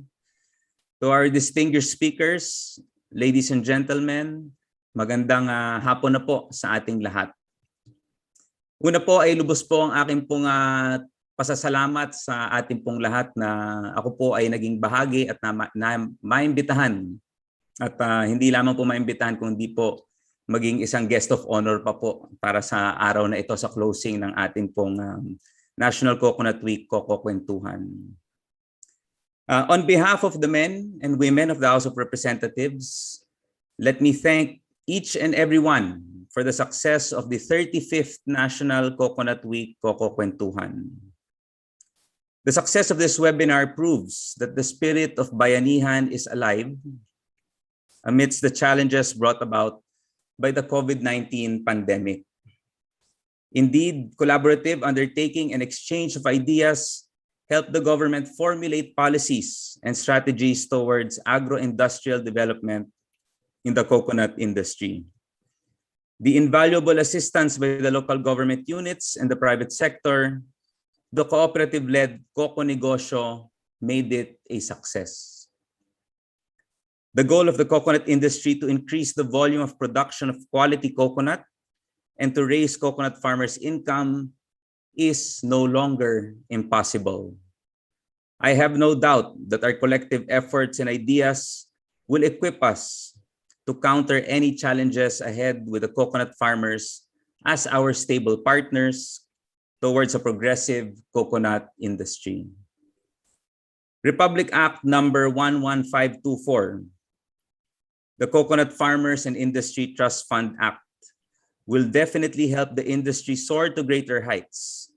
The fund shall be utilized for specific programs aimed to further develop and modernize the industry, such as, and if I may again reiterate to the PCA and our guests for today, the development of hybrid coconut seed farms and nursery for planting and replanting, the training of farmers and their families as listed in the Coconut Farmers Registry, research, marketing, and promotion, crop insurance, farm improvements through diversification and intercropping, shared facilities for processing, organizing and empowerment of coconut farms organization and their cooperatives, credit programs, infrastructure development, scholarship program, health and medical programs. All dispositions or utilization of the trust fund or any portion thereof shall be in accordance with the Coconut Farmers and Industry Development Plan, which shall be prepared in consultation with the stakeholders of the coconut industry. Gusto ko lang po idagdag na lubos ang aking paghanga kay Admin Benji Madrigal sapagkat bago pa po pumasa yung batas na ito, kanyang tsinaga ang napakahirap pong trabaho na ayusin na ang mga sistema para lang madali na ang magiging proseso natin sa pag-develop ng ating plano. I salute you, Sir Benji, sapagkat ngayon lang kami nakaranas po ng liderato sa PCA tulad po ninyo. Thank you and congratulations, sir, to you and to the PCA family. Sa palagay ko po ay kumpleto na ang mga sangkap para mapabilis natin ang pag-unlad ng ating industriya ng pagnyunyog. And I know that it's been a very tedious process hearing various opinions, especially in the Coco Kwentuhan segment of webinar segment. Maraming ideas, marami tayong gusto gawin, pero we will have to create only one unified position in order for us to develop the coconut industry. So this will help us realize our dream for a modernized coconut industry for the Filipino people, lalong-lalo na para sa ating mga magnunyog. kayang-kaya kung sama-sama. Let us do this together. Once again, congratulations PCA family, Admin Benji. Maraming salamat. Mabuhay po ang ating magnyunyog. Maraming salamat po. Thank you, Honorable Wilfredo Inverga. I would like to call on now our beloved DA Walter Partosa to award our plaque of appreciation to our esteemed guests. Thank you, Leo. Allow me to read the plaque. Philippine Coconut Authority presents the plaque of appreciation to Honorable Wilfredo Mark M. Inverga, Representative 1st District of Quezon, in grateful acknowledgement and sincere appreciation for his valuable service as speaker in the Coco Negosyo Seminar, Coco Kwentuhan, Negosyo ang Pag-usapan. Suporta ng industriya at gobyerno sa magnyunyog ay asahan. As part of the 35th National Coconut Week celebration, given this 27th day of August 2021 at PCA Diliman, Quezon City, signed Administrator Benjamin R. Madrigal Jr., Administrator. Thank you, sir. Maraming salamat po. Thank you for this recognition. Thank you, sir. Salamat din po, sir. Thank you, sir, for joining us.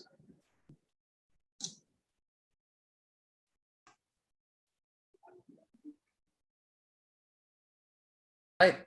Maraming salamat po. And again, to our esteemed guests, thank you for spending time at sa pagpapaunlak sa atin dito sa Coco Kwentuhan. To give her closing message and to finally wrap up our celebration via webinar here at the 35th National Coconut Week, we would like to call on PCA Deputy Administrator for Research and Development Branch, the Chair of Coco Kwentuhan, DA Erlene C. Manohar. Thank you, Darrell.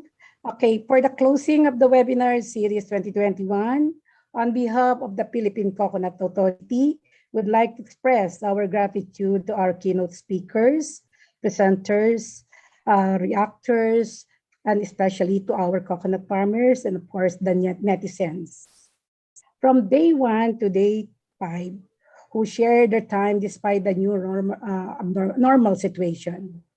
The messages of our keynote speakers inspired us on how the industry will be uplifted towards the welfare of the coconut farmers.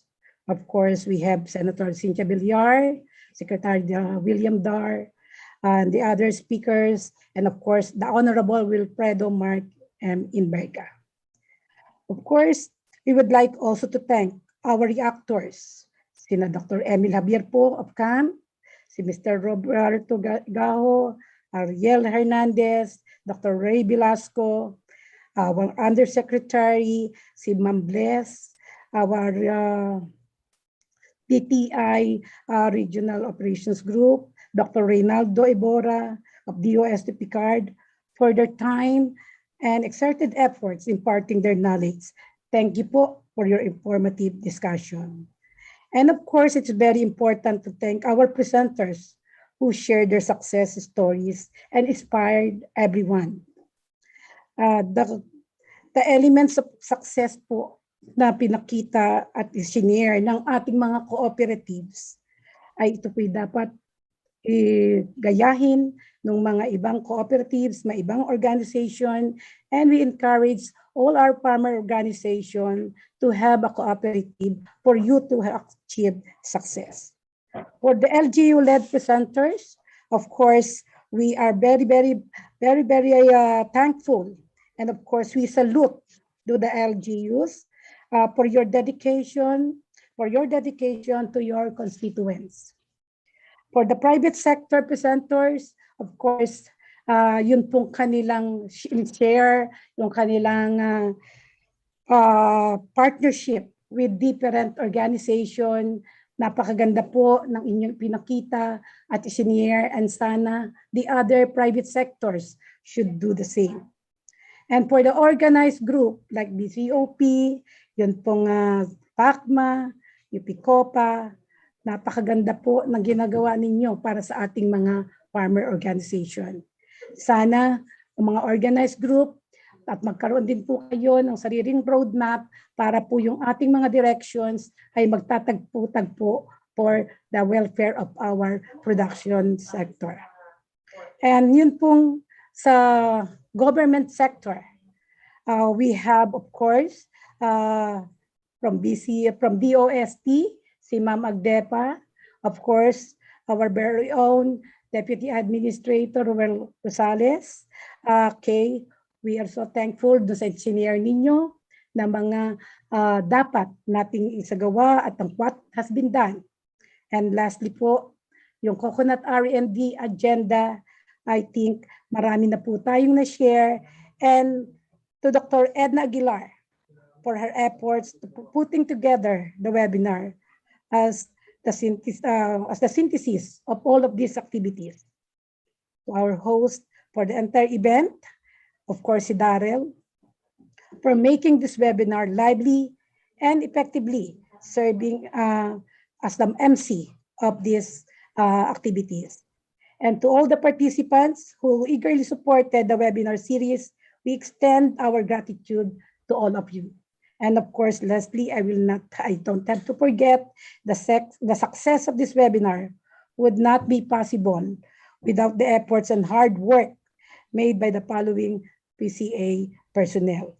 Si Ma'am Rose Villaruel, sila po ang mga member ng ating webinar working committee, si Miss Bembem, si Cesar Kepo, si Maricel, si Lito, si Vera, and Sandy, at of course, very important, si Mariel, that she spent day and night in preparing all the materials for this webinar.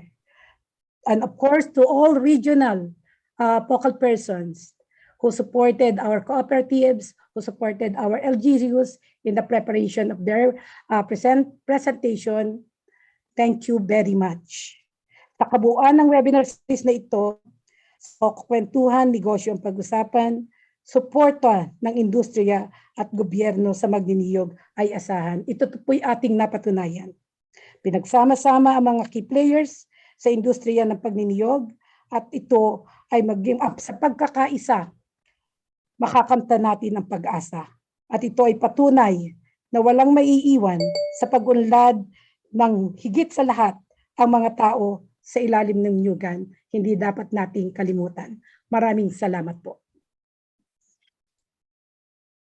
Thank you po so much, D.A. Erlene. And yes, it is a great honor for me to have been with you all throughout the whole celebration sa buong pagpapatakbo, 5 araw po ng Coco Kwentuhan 2021, celebrating 35th National Coconut Week. On behalf of everyone who's making this possible, maraming salamat po to our esteemed guests. Sa lahat po ng dumalo via Zoom, nanood via Facebook at YouTube, sa bawat araw po ng ating Q&A discussion, sa mga active po na mga nagsisend ng questions, at sa mga gusto lang din pong matuto tungkol sa ating industriya, mga manginiyog at mga farmers, maraming salamat po. I hope you guys have a great weekend at stay safe po. And always wear a mask kung lalabas po. Pero with that aside, i-close up na po natin ang Coco Kwentuhan. Maraming salamat po. And mabuhay po tayong lahat.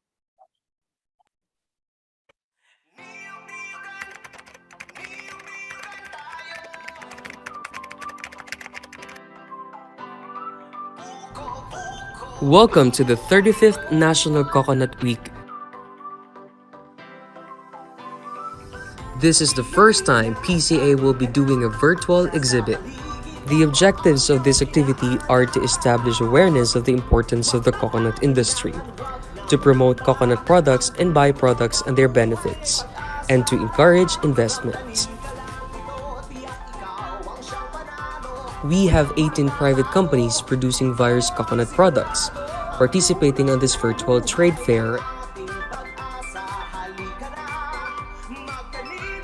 and 2 government agencies. By using the mouse over and clicking the eye icon, our potential buyers will be able to see company information with contact details, address, and their product lines. By simply clicking icon button of the company, you will go directly to their booth. This is the Philippine Coconut Authority booth. All marketing collaterals like company banner,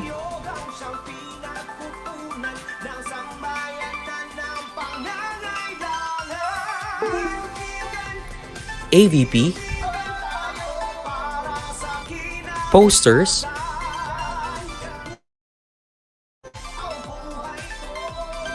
and brochures.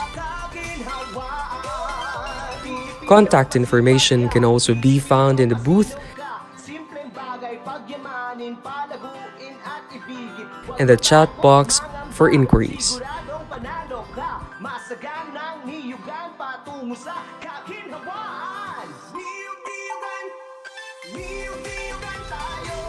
In central setting, it showcases coconut products. All furniture are all made of coconut wood. The directory can also be found here.